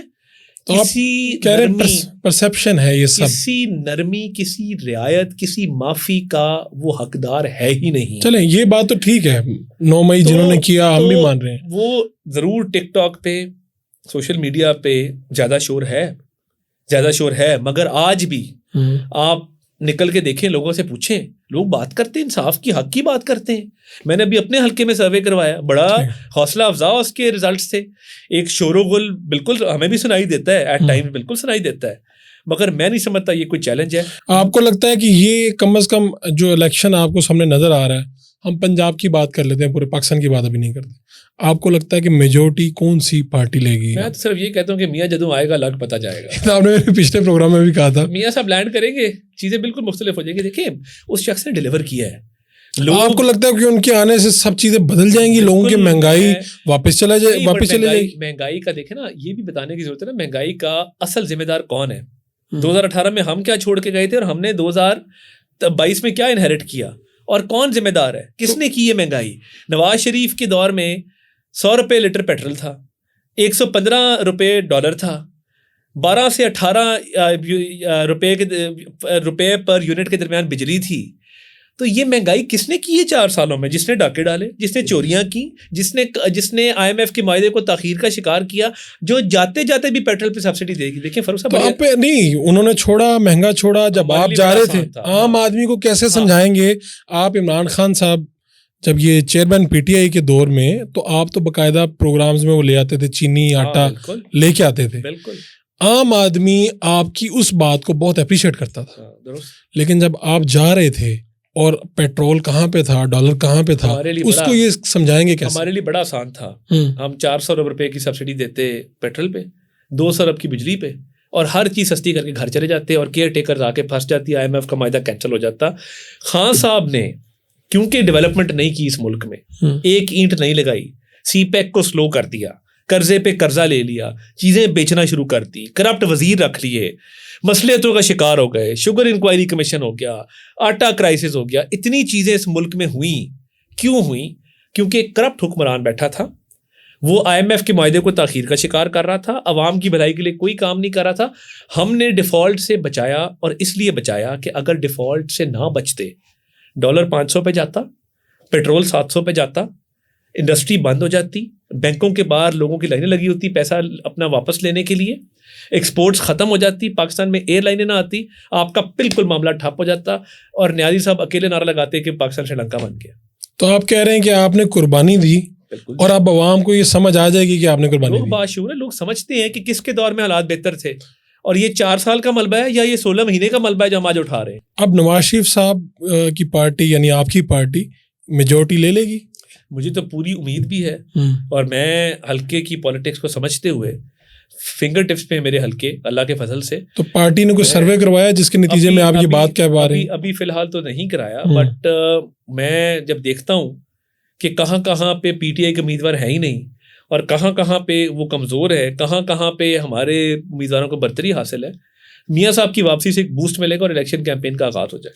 نواز شریف صاحب 21 اکتوبر کو آ رہے ہیں, اس میں نہ کوئی شک ہے نہ کوئی ابہام ہے. نہیں, آپ لندن گئے تھے ابھی جی, میں آپ کو تو وہاں پہ کیا باتیں, مطلب کچھ باتیں جو آپ بتا سکتے ہیں وہ بتا دیں. کیا ہوئی؟ قانونی معاملات بھی ڈسکس ہوئے, سیاسی معاملات بھی ڈسکس ہوئے, اور یہ بات ڈسکس ہوئی کہ میاں نواز شریف کی 21 اکتوبر کی واپسی اٹل ہے, کنفرمڈ ہے, یعنی کوئی چینج نہیں ہے, کسی قسم کا کوئی ابہام, کوئی چینج نہیں. تو یہ ہوا کیا تھا, یہ شہباز شریف صاحب آئے تھے اور اچانک سے دوبارہ چلے گئے, اور لوگوں نے کہا کوئی ملاقاتیں ہوئی ہیں جس کے نتیجے میں ان کو جانا پڑا, سخت میسج دیا گیا ہے. کیا اب نواز شریف صاحب جب 21 اکتوبر کو آئیں گے تو جنرل باجوہ اور فیض والا مطالبہ دوبارہ دہرائیں گے وہ؟ دیکھیے, میں یہ سمجھتا ہوں کہ میاں شہباز شریف صاحب واپس آ گئے, مریم بی بی پھر گئیں, مریم بی بی کا ٹائم تھا وہاں پہ میاں صاحب سے ملاقات کا, اسحاق ڈار صاحب بھی وہاں پہ تھے. تو میاں صاحب کی واپسی کے حوالے سے قانونی معاملات, امجد پرویز صاحب وکیل آپ نے دیکھے ہوں گے, وہ بھی بیٹھے ہوئے ہیں بعد کی میٹنگز میں بھی. میاں صاحب نے بہتر یہ جانا کہ اب سارے آئے ہیں اور ساری چیزیں ڈسکس ہو رہی ہیں, تو شہباز صاحب کی غیر موجودگی میں کوئی بات نہ ہو. اچھا, اس وجہ سے بلایا گیا, واپس بلایا, انہوں نے کہا کہ آ جاؤ, وکیل بھی یہاں پہ ہیں, مریم بی بی بھی ہیں, اسحاق ڈار صاحب بھی ہیں, تو بیٹھ کے چیزوں پر بات دوبارہ ہو جانی چاہیے, چیزوں کو ذرا کنفرم کر لیں.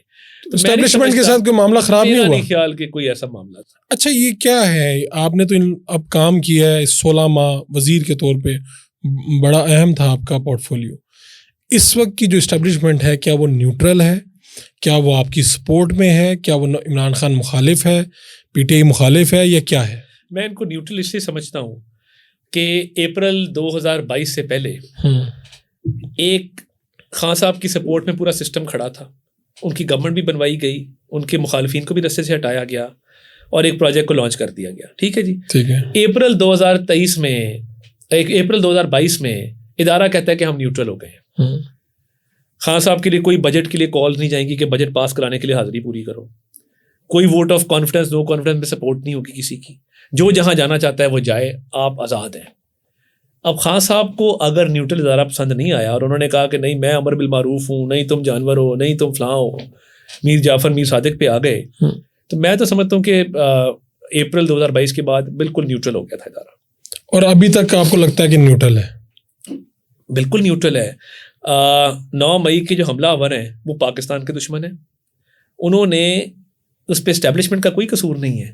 آپ جب کور کمانڈر کے گھر کو آگ لگا دیں گے, اس کی بیٹی کے جہیز کو جلا دیں گے, وہاں پہ بلوا کر دیں گے, دشمن کے عزائم کو پورا کریں گے, تو اس میں اسٹیبلشمنٹ کا کوئی دوش نہیں ہے, قانون کے مطابق سامنا کرنا پڑے گا. کچھ لوگوں کے بارے میں تو ہے کہ وہ لوگ بیچارے اس میں نہیں تھے انوالو, لیکن نون لیگ اور پیپلز پارٹی کے لوگوں نے اپنے اپنے حلقوں میں لسٹیں بنا کے دیں اور ان کو اٹھوایا گیا. آپ نے بھی کوئی لسٹ دی؟ دیکھیں نا, ہمارے حلقے میں میرا گاؤں پیر کوٹ اسے کہتے ہیں, پیر کوٹ سے ہوں میں, ہمارا گاؤں پیر کوٹ ہے. وہاں پہ واحد گاؤں ہے جہاں ایک چھاپا نہیں پڑا. میرے مخالفین موجود ہیں, میرے مخالف دھڑا موجود ہے. اچھا, چیمہ برادری سے ان کا تعلق ہے. ایک چھاپا نہیں پڑا, ایک گرفتاری عمل میں نہیں آئی. ہاں, جن لوگوں نے چاندہ قلعہ پہ لوگوں کو اکٹھا کیا اور گجرانوالہ کینٹ کے گیٹ تک لے کے گئے, وہ گرفتار ہوئے. وہ چاہے سیاسی مخالفین ہوں نہ ہوں, وہ کسی بھی جماعت سے ان کا تعلق ہو, اس چیز کو تو نہیں دیکھا گیا. تو جن لوگوں نے حملے کیے تھے, بلوا کیا تھا اور پرتشدد کارروائی میں ملوث رہے تھے, ان قانون کا سامنا یہ پولیس تو آپ کے ساتھ بھی اتنی ظلم کرتی رہی ہے, آپ کو بھی ہتھکڑیاں پہناتی رہی ہے. آپ نے دیکھا نہیں کہ حد سے زیادہ یہ لوگوں کے گھروں پہ جاتے رہے ہیں, خواتین کو ساتھ ان کا کوئی رویہ اچھا نہیں تھا. عثمان ڈار کی والدہ نے شکایت کی, اس طرح کی بے شمار شکایتیں آئیں گی. آپ اس کو درست سمجھتے ہیں یا غلط سمجھتے ہیں؟ ہمارے دور میں نا ہمارے قومی بٹ صاحب ہیں, ان کو پتہ نہیں عمران خان نے بدماش بنا دیا. بڑا نرم دل آدمی, بڑا پیارا آدمی ہے, وہ پتہ نہیں کیا بنا دیا. ڈی جی اینٹی کرپشن کا ریڈ تھا, گوہر نفیس صاحب ڈی جی اینٹی کرپشن تھے, کھڑکیاں توڑ دی گھر کی, سامان توڑ دیا. والدہ کو ہارٹ اٹیک ہوا, ایونچولی بعد میں وہ فوت ہو گئی. اب میں آپ کو کیا کہوں کہ بھائی والدہ کے ساتھ کھڑے ہو نا آ کے, جب خود چھپ جاتے ہیں اور اپنی لوکیشن گھر کی شو کرتے ہیں, تو یار یہ تو کوئی طریقہ نہیں ہے نا کہ آپ حملہ کریں اور گھر والوں کو پھنسا کے آپ خود بھاگ جائیں. کھڑے ہو آ کے گرفتاری دو. یہ سسٹم تو اچھا نہیں ہے, بندہ نہ ملے تو آپ گھر توڑ دیں. دیکھیں نا, ٹکر کے لوگ تھے نا, تو لیتے ٹکر. پھر یہ تو کوئی بات نہیں ہے کہ آپ نے اسٹیٹ کے خلاف ایکٹ کیا ہے, آپ نے آگے لگائی ہیں, آپ نے پولیس والوں کو, فوج والوں کو تشدد کا نشانہ بنایا ہے, اور اس کے بعد آپ بھاگ جائیں اور اس کے بعد کہیں کہ کوئی ریڈ بھی نہ کرے. تو اب آبویسلی گھر میں گئے, ریڈ تو کرنی ہے نا. اب آگے جو بھی ہو آپ تلاشی دیں, سرچ وارنٹ لے کے آتے ہیں نا, ایسے تو نہیں آ جاتے.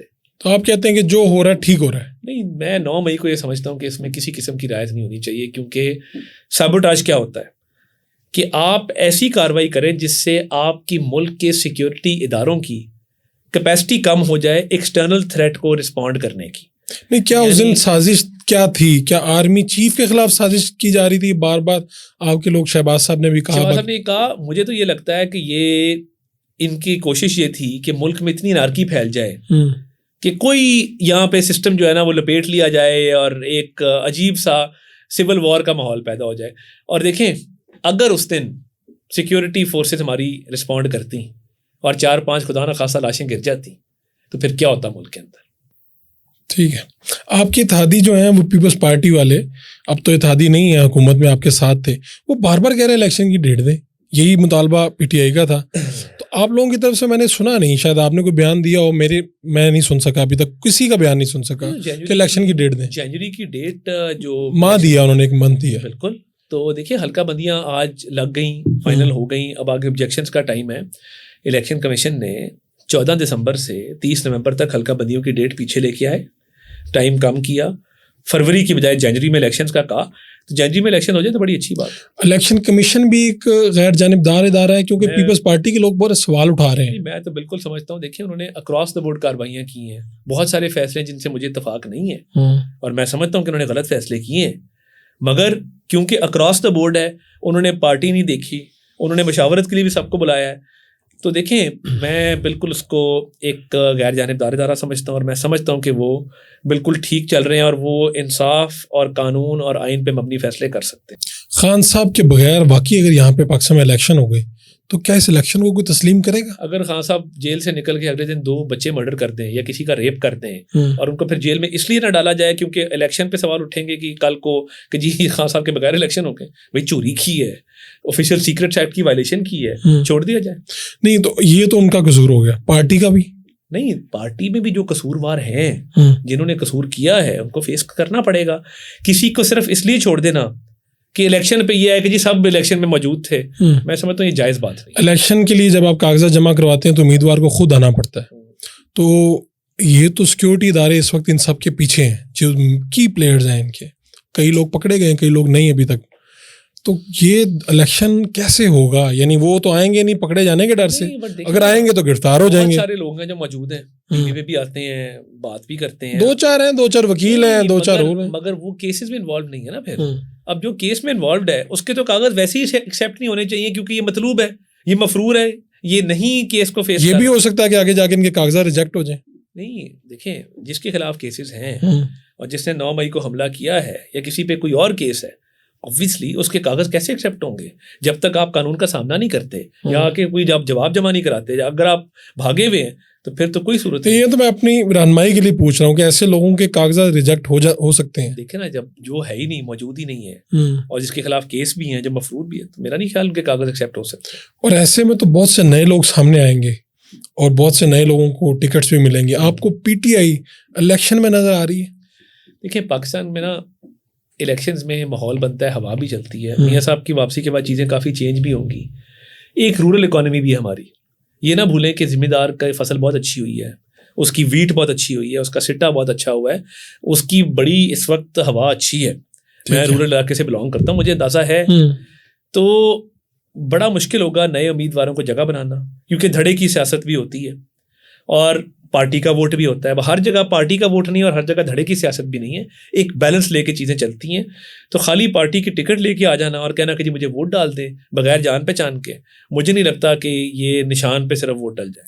آپ کو لگتا ہے کہ استحکام پاکستان پارٹی اور پی ٹی آئی پارلیمنٹیرینز یہ کسی کی مدد سے بنائی گئی ہیں یا یہ خود سے بن گئی ہیں پارٹی؟ میں نے تو آپ کو پہلے ہی کہا نا کہ جن لوگوں کو دھکے دے کے پارٹی سے نکالا ان سے کیا توقع رکھتے تھے کہ در پہ بیٹھے رہیں گے, سارا دن کہیں گے نہیں خان صاحب ہمیں معاف کر دیں, ہماری بیٹیوں پہ آپ نے پرچے کیے مگر معاف آپ ہمیں کر دیں. خان صاحب آپ نے میرے پہ نیب کا کیس بنایا, میرا نام علیم خان ہے, میں اربوں روپیہ آپ پہ لگا چکا ہوں, آپ میرے جہاز میں سفر کرتے تھے, میرا نام جہانگیر ترین ہے, تو آج میں آپ سے معافی مانگتا ہوں. اب انہوں نے اپنی پارٹیاں بنانی تھی, اپنی سیاست کرنی تھی. یہ علیم خان صاحب کو تو آپ نون لیگ کے لیے قائل نہیں کر چکے تھے آپ لوگ؟ نہیں دیکھیں, میں سمجھتا ہوں خان صاحب سیاست سے شاید کنارہ کشی کر چکے تھے. ہاں مطلب وہ دل برداشتہ تھے, بٹ آئی تھنک اب ان کو ہم خیال ساتھی ملے تو انہوں نے بہتر سمجھا جو فیصلہ. لیکن آپ لوگوں میں سے کچھ لوگوں نے قائل کیا تھا انہیں, نواز شریف سے ملاقاتیں بھی ہوئی. ہماری خواہش ضرور تھی, بٹ اچھا ہے انہوں نے اپنی ایک پارٹی بنائی ہے, بالکل ضرور ان کو. اور آپ کی نیک تمنائیں ہیں ان کے ساتھ. جی دیکھیں ہماری بہت جگہ پہ مقابلہ بھی ہوگا, بہت جگہ پہ ان سے ہم الیکشن بھی ان کے خلاف لڑیں گے. ٹف ٹائم کون دے گا آپ کو, کون سی پارٹی ٹف ٹائم دے گی پنجاب میں؟ پنجاب کے اندر میں فی الحال اللہ کے فضل سے نا کوئی اکراس دا بورڈ کمپٹیشن نہیں دیکھتا, کیونکہ آئی پی پی کو پنجاب میں ایک ریجنل جماعت سمجھتا ہوں. ہر سیٹ پہ کینڈیڈیٹ فیلڈ کرنے کی ان کی کیپیسٹی نہیں ہے. وہ ڈینٹ ڈالیں گے 25-30 سیٹوں میں ڈال لیں گے. کہاں پہ, رورل میں یا نہیں؟ میرا خیال ہے کہ ساؤتھ میں ان کے پاس کینڈیڈیٹس ہیں, کچھ ان کے پاس رورل بیلٹس میں بھی ہیں. ساہیوال میں نعمان لنگڑیال ہے, فیصل جبانہ ہے, جن کے ساتھ جو ہمارے بھی مشترکہ امیدوار کئی دفعہ لگتا ہے کہ ہمارے ہیں, تو وہ فیصلہ جو بھی کریں. مگر میں یہ سمجھتا ہوں کہ اس وقت پنجاب کے اندر کوئی بڑی پارٹی ہمیں ڈینٹ نہیں ڈال رہی. آپ لوگ اپنے ٹکٹس فائنل کر چکے ہیں؟ نہیں, پارلیمانی بورڈ تشکیل دیا جا چکا تھا پنجاب کے الیکشنز کے لیے. میاں صاحب آئیں گے تو پارلیمانی بورڈ کی خود سربراہی کریں گے. ینگ لوگوں کو آپ لوگ جگہ دیں گے, کہیں پہ نظر آئیں گے؟ اس دفعہ پارٹی کا پورا ارادہ ہے کہ ینگ لوگوں کو باقاعدہ جو ہے وہ پرسنٹیج وائز موقع دیا جائے اور ٹکٹیں جو ہیں اس میں باقاعدہ ایک شیئر یوتھ کا رکھا جائے. حمزہ شہباز صاحب کہاں پہ ہیں؟ مطلب جب سے وہ وزارت اعلیٰ سے گئے ہیں تو ہم نے ان کی ایکٹیویٹی کم دیکھی ہے, کچھ تصاویر نظر آتی ہیں. نہیں, ان کی ایک اپنا سٹائل ہے پالیٹکس کا, اور وہ گراس روٹ لیول کے ورکر کے ساتھ ایک رشتہ رکھتے ہیں, تعلق رکھتے ہیں. ابھی بھی وہ روز میٹنگز کرتے ہیں, لوگوں سے ان کا ایک ذاتی تعلق ہے, لوگوں سے وہ ملتے ہیں, لوگوں کی بات سنتے ہیں, لوگوں کے ساتھ پالیٹکس ڈسکس کرتے ہیں. ابھی انہوں نے ہماری بی بی نے جوائنٹ ایونٹس کیے ہیں 2-3. سننے میں آیا کہ ان کو بڑا وہ دکھی ہیں جب سے یہ وزارت اعلیٰ والا فیصلہ. حمزہ شہباز صاحب بطور انسان کے, بطور ایک پولیٹیشین کے, میں نے انہیں بہت ہی اعلیٰ پائے کا انسان پایا ہے, اور میں یہ سمجھتا ہوں کہ وہ پالیٹکس کی بڑی ڈیپ انڈرسٹینڈنگ رکھتے ہیں, تنظیمی کام بہت اچھا جانتے ہیں, لوگوں کے ساتھ تعلق واسطہ ان کا بہت اچھا ہے. 2011 میں جب عمران خان کا جلسہ ہوا تو اس کے بعد پی ایم ایل این نے ایک جلسہ کیا تھا گجرانوالا میں, وہ حمزہ صاحب گجرانوالا بیٹھ گئے تھے جا کے. یونین کونسل لیول پہ انہوں نے آپریٹ کیا, وارڈ لیول پہ آپریٹ کیا, جلسہ کامیاب بنایا. بائی الیکشنز کے وہ بے شمار بائی الیکشن بھگتا چکے ہیں, لوکل گورنمنٹ کے الیکشن وہ اپنے ہاتھ سے کروا چکے ہیں. 4015 یونین کونسلیں تھی پنجاب کی. تو میں سمجھتا ہوں کہ وہ ان کا فوکس, ان کی اپروچ ٹھیک ہے اور وہ اپنے کام کر رہے ہیں. آپ لوگوں کو تو بڑا مسئلہ ہوگا, اب یہ پارٹیاں تو اپنی جگہ پہ, ایک نئی پارٹی بننے جا رہی ہے. آپ کے شاہد خاقان عباسی صاحب جب اس پارٹی میں کھڑے نظر آئیں گے اور وہ تقریر کریں گے وہاں سے, اور سوشل میڈیا پہ ان کی ایک پاپولیرٹی ہے, آپ لوگوں کا کیا بنے گا؟ مصطفیٰ نواز کھوکھر.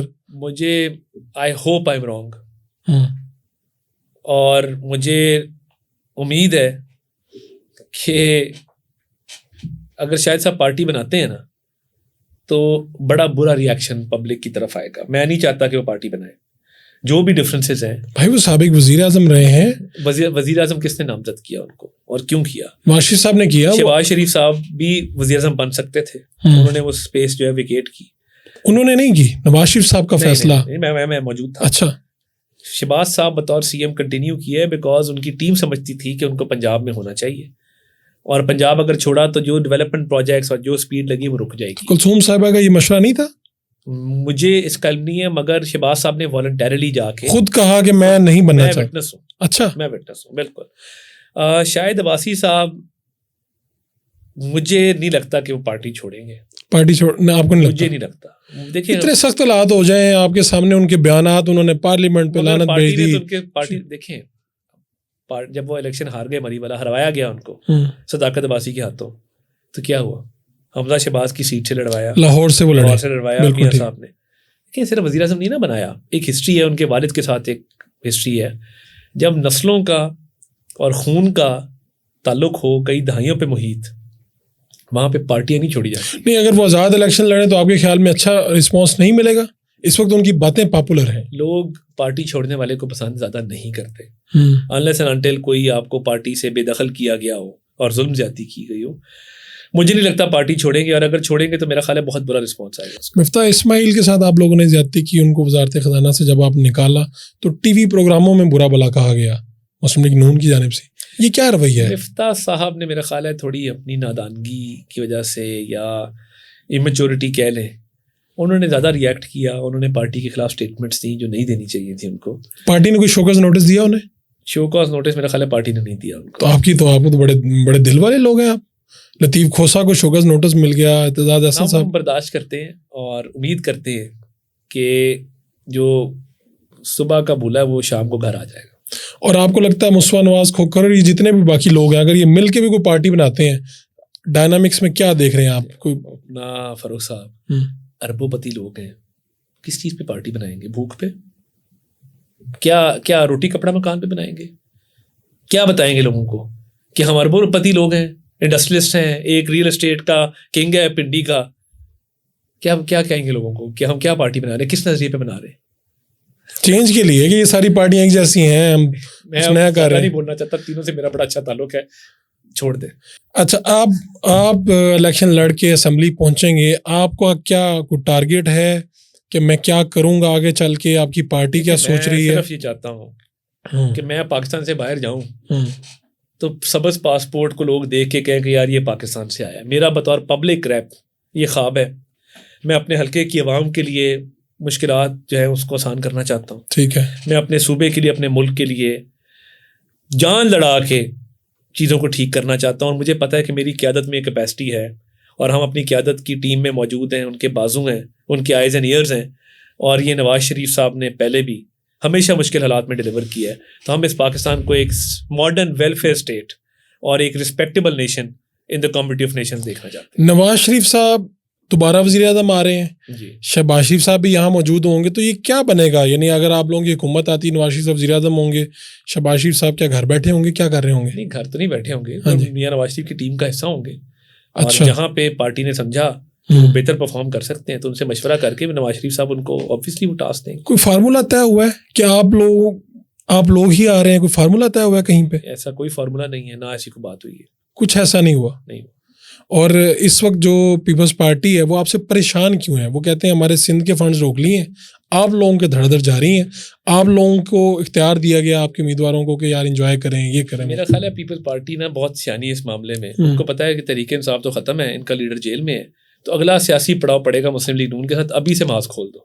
تو انہوں نے یہ بیسیکلی یہ محاذ ہے کلیور پالیٹکس. آپ لوگوں کی کہیں پہ بھی کوئی سیٹ ایڈجسٹمنٹ کا کوئی ارادہ ہے کسی کے ساتھ؟ ابھی فی الحال قبل از وقت ہے, جب ٹائم آئے گا پھر دیکھیں گے. لیکن کسی کے لیے نرم گوشہ تو ہوتا ہے نا پارٹی کے اندر. کچھ آپ کے خواجہ آصف یا خواجہ سعد صاحب کا غالباً بیان تھا کہ ہمیں یہ آگے الیکشن اکٹھے لڑنے چاہیے. دیکھیں لڑنے چاہیے, اور جب وقت آئے گا میرا خیال ہے اس پہ بات ہوگی, اور بالکل خارج از امکان نہیں ہے, مگر قبل از وقت ضرور ہے. اور آپ کو لگتا ہے کہ شریف فیملی کے ہوتے ہوئے کسی کلیدی عہدے پہ کوئی اور بھی آ سکتا ہے ان 4 لوگوں میں سے؟ بڑا اسکوپ ہے, اور وہ بڑی اوپننگ دیتے ہیں, اور میاں صاحب بڑے فراخ دل ہے اس معاملے میں. میرا خیال ہے ایسی بات نہیں ہے.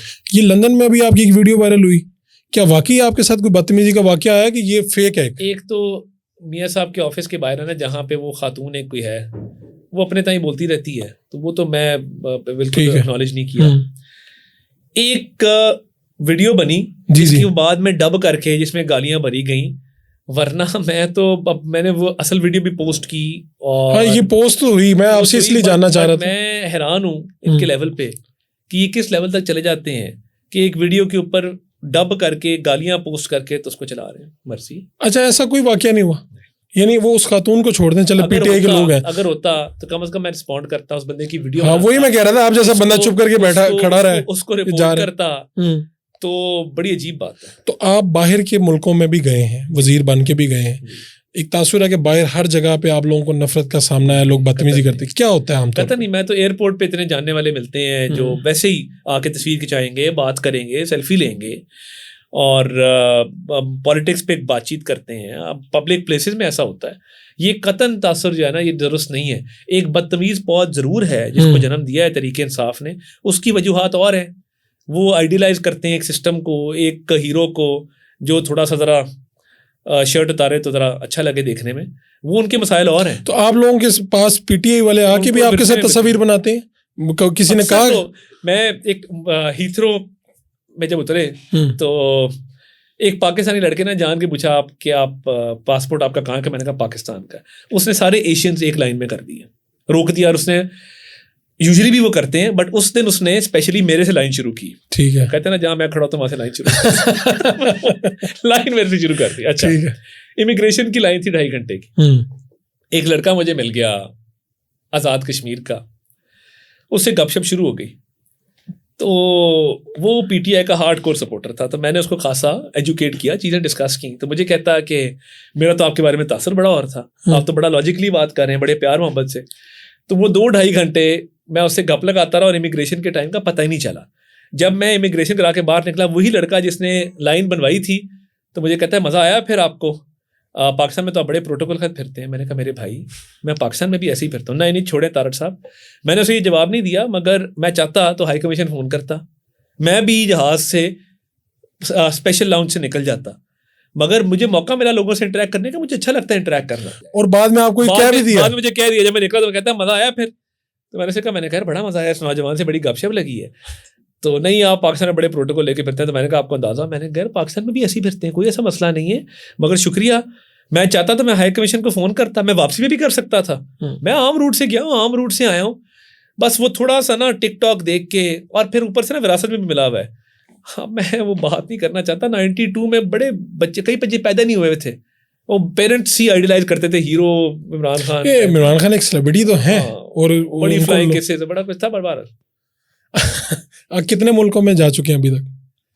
میں آبویسلی آپ کو بتایا دبئی تو میں رہا ہوں, تو سینٹرل ایشیا بھی پھرا ہے, یو کے آنا جانا آبویسلی ہو جاتا ہے, موراکو گیا ہوا ہوں, تو دنیا تقریباً کافی ممالک پھرے. کون سا اچھا لگتا ہے آپ کو ملک, اور کیوں اچھا لگتا ہے پاکستان کے علاوہ؟ پاکستان کے علاوہ ترکی اس لیے کہ جب وہ پاکستانی کو دیکھتے ہیں نا, تو ان کی آنکھوں میں ایک چاہت ہوتی ہے آپ کے لیے, اور وہ کہتے ہیں آپ پاکستان سے تو آپ کی عزت کرتے ہیں, بلکہ کئی دفعہ پوچھیں کہ پاکستان, تو آپ آگے سے کہتے ہیں جیوے جیوے پاکستان.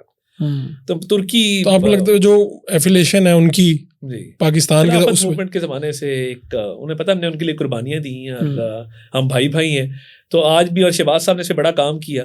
افسوس کی بات ہے کہ ترکیوں پہ بھی کیسز بنوائے انہوں نے, جو کمپنی ہے یہاں پہ انصاف کی گورنمنٹ آئی, اور شہباز گل بھی اس میں ایک کیس فیس کر رہا تھا ڈیفیمیشن کا. ترک کمپنی اس کو کورٹ میں لے گئی کہ تم نے جھوٹ بولا ہے. تو جو ترکی ہے نا, وہ بس اپنی جگہ وہ ایک منفرد ملک ہے جس کی پاکستان سے بڑی لازوال محبت. آپ مطالعہ بھی کرتے ہیں, اس کی عادت ہے آپ کو؟ جی بالکل. کیا پسند ہے آپ کو؟ میں ہسٹری بہت پڑھتا ہوں, مجھے بڑا شوق ہے. آپ کو وقت مل جاتا ہے ساری؟ وقت کم ملتا ہے, مگر کوشش ہوتی ہے کہ کنٹمپریری ہسٹری جو ہے نا وہ ضرور پڑھی جائے. اس کے علاوہ جارج اورویل کے آبویسلی سارے پڑھے ہوئے ہیں, وہ 1984 ہو, وہ اینیمل فارم ہو, تو جتنا کو وقت ملتا ہے اس میں پھر آٹو بایوگرافیز بھی کئی دفعہ نظر سے گزر جاتی ہیں. نیٹ فلکس, پرائم, یا ان میں سے کچھ دیکھتے ہیں؟ کچھ سیزن وغیرہ کے شوقین ہیں یا موویز کا؟ گیم آف تھرونز تو خیر بنج واچنگ کی بھی ہے, فرینڈ بہت دیکھا ہے کسی زمانے میں, اور شوز ہر طرح کے دیکھتا ہوں. میوزک بھی ہر طرح کا سنتا ہوں میں, مطلب قوالی سے لے کے تو گینگسٹر ریپ تک ہر چیز سنتا ہوں. لگتا نہیں آپ کو دیکھنے میں, میری میوزک کی چوائس اتنی وائڈ ہے کہ اس میں غزلیں بھی ہوں گی, اور اس کے اندر مطلب ریپ بھی ہوگا، اس میں ہپ ہاپ بھی ہوگا، اس کے اندر مطلب ہر طرح کی چیزیں. میری پلے لسٹ کبھی آپ دیکھیں بڑے حیران ہوں گے. تو آپ تو بڑے رومانٹک انسان ہیں. مطلب میں رومانٹک تو نہیں کہوں گا، مگر میں یہ کہوں گا کہ میں ایک بنیادی طور پہ میوزک کو، آرٹ کو، پوئٹری کو اپریشیٹ کرنے والا آدمی. تو اگر یہ آپ پولیٹیکلی یہاں پر نہ پہنچتے یا پولیٹکس میں نہ آتے تو آپ کیا کر رہے ہوتے؟ میں لائر ہوتا ہے. اچھا. ہاں بالکل. اور آپ کو لگتا ہے کہ آپ کو پریکٹس میں بہترین بڑا نام ہوتا؟ اور اللہ کے فضل سے میں سمجھتا ہوں بڑا اسکوپ ہے، اور پریکٹس میں تھوڑی سی محنت کی جائے تو اسکائی از دی لمٹ. اور اس وقت جو آپ کر رہے ہیں آج کے دن تک، جو آپ کی کارکردگی ہے، جو آپ کے سامنے ہے سب کچھ، اس سے مطمئن ہے؟ میں بڑا مطمئن ہوں، اور قناعت اللہ تعالیٰ نے بہت دی ہوئی ہے. ہر حال میں خوش رہتے ہیں. لیکن خواہش تو کرتے ہوں گے کہ میں فلاں منسٹر بن جاؤں گی. میں کبھی نہ خواہش کی نہ اسپائر کیا. یہ ابھی جو آپ بنے تھے حال ہی میں منسٹر، یعنی آپ کو پورٹ فولیو صاحب کا شکریہ. تھینک یو پرویز بھائی.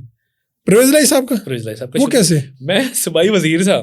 ہاں جی. ٹھیک ہے. ہاں جی. گورنمنٹ ہو گئی ختم. جی. انہوں نے میرے پہ، میری چاچی پہ دے دیے دہشت گردی کے پرچے. ٹھیک ہے. انہوں نے ہمارے گھروں میں ریڈیں کرنا شروع کر دیا. ہم مفرور بھاگے رہے، ہم نے بل ایشنیں کرائی، ہم واپس آئے، مقدمے فیس کیے.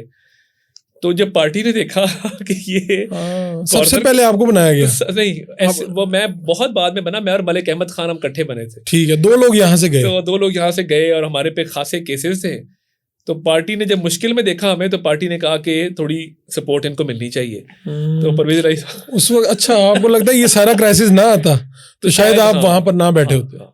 تو یعنی اس کرائسس نے آپ کو اٹھا کے وزیر بنا دیا. میں فیڈرل میں شاید ایسے P M with status of federal minister نہ ہوتا.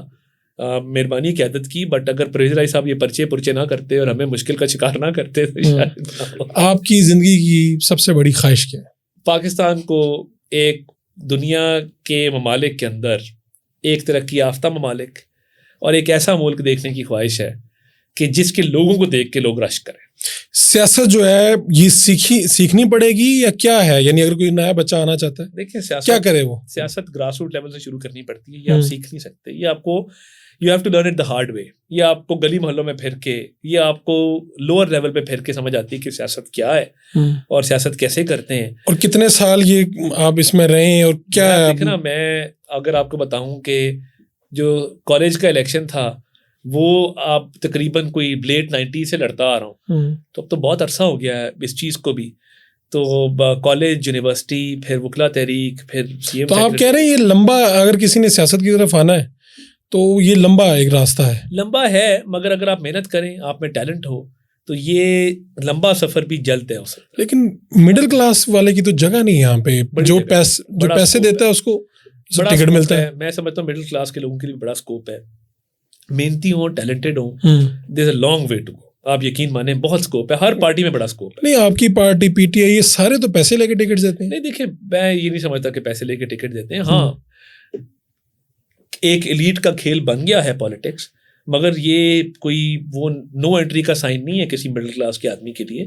آپ محنت کریں، تگ و دو کریں. کتنے پیسے آپ نے جمع کر رکھے ہیں اب الیکشن پہ لگانے کے لیے؟ الیکشن پہ لگانے کے لیے زیادہ پیسے تو نہیں ہیں، مگر انشاءاللہ کوشش کریں گے جو ہے اس کو اچھے طریقے سے جو ہے وہ لگایا جائے. ایک پریکٹیکل بات ہے، کروڑوں روپے لگانا پڑے گا. ہمارے علاقے میں ٹرینڈ یہ ہے، گجرانوالا میں اسپیشلی. دوست لگاتے ہیں؟ نہیں، دوست بھی نہیں. وہ جو آپ کے ووٹر سپورٹر ہیں نا جی، وہ کافی لوگ جو ہیں وہ آپ کو وہاں پہ سپورٹ کرتے ہیں، اور وہ الیکشن میں بھی آپ کے ساتھ ساتھ ہوتے ہیں. میں فائنینسرز کو غلط سمجھتا ہوں پالیٹکس کے اندر. میں نہیں سمجھتا کہ فائنینسرز ہونے، مگر اگر آپ کا یونین کونسل کا چیئرمین ہے، آپ کے ساتھ لوگ موجود ہیں جو آپ کو سپورٹ کرنا چاہتے ہیں، وائی ناٹ. یعنی وہ کسی نے گاڑی کر دی، کسی نے کوئی اس طرح کر دیا، کسی نے جلسہ کروا دیا. شروع سے آج ہی مذاق ہو رہا تھا، کوئی کہہ رہا تھا کہ جی کئی لوگوں کو الیکشن میں پیسے بچ جاتے ہیں، خرچ ہی نہیں ہوتے ان کے، یعنی ان کے اپنے نہیں لگتے. ہاں، مطلب وہ بہت ساری چیزیں ایسی ہوتی ہیں جہاں پہ خاندان کے لوگ آپ کو سپورٹ کرتے ہیں، جہاں پہ آپ کے ووٹر سپورٹر ساتھ ہوتے ہیں. تو آپ کرائے کے گھر میں ہیں تو اپنا گھر لے لیں. اب کب لیں گے؟ کر رہے ہیں، اس کی پلاننگ بھی انشاءاللہ کر رہے ہیں. آپ کا بہت بہت شکریہ. مجھے بہت اچھی لگی آپ کی گفتگو، اور کہیں بھی اختلاف بھی ہے، اگر اختلاف بھی کیا تو اس کے لیے معذرت بھی. آپ نے یہ ساری باتیں سنی عطاءاللہ طاہر صاحب کی زندگی کے مختلف گوشے جناب، ان کو ہم نے چھیڑا بھی ہے. آپ ہماری باتوں سے، ان کی باتوں سے اختلاف کر سکتے ہیں، اتفاق کر سکتے ہیں، یہ آپ کی مرضی ہے. لیکن اپنا فیڈ بیک ضرور دیجیے تاکہ ہمیں پتہ چلے کہ ہم نے کیا مس کیا اور کیا ہم دوبارہ ان سے پوچھ سکتے ہیں. انشاءاللہ پھر نئے مہمان کے ساتھ ملاقات ہوگی. اللہ نگہبان.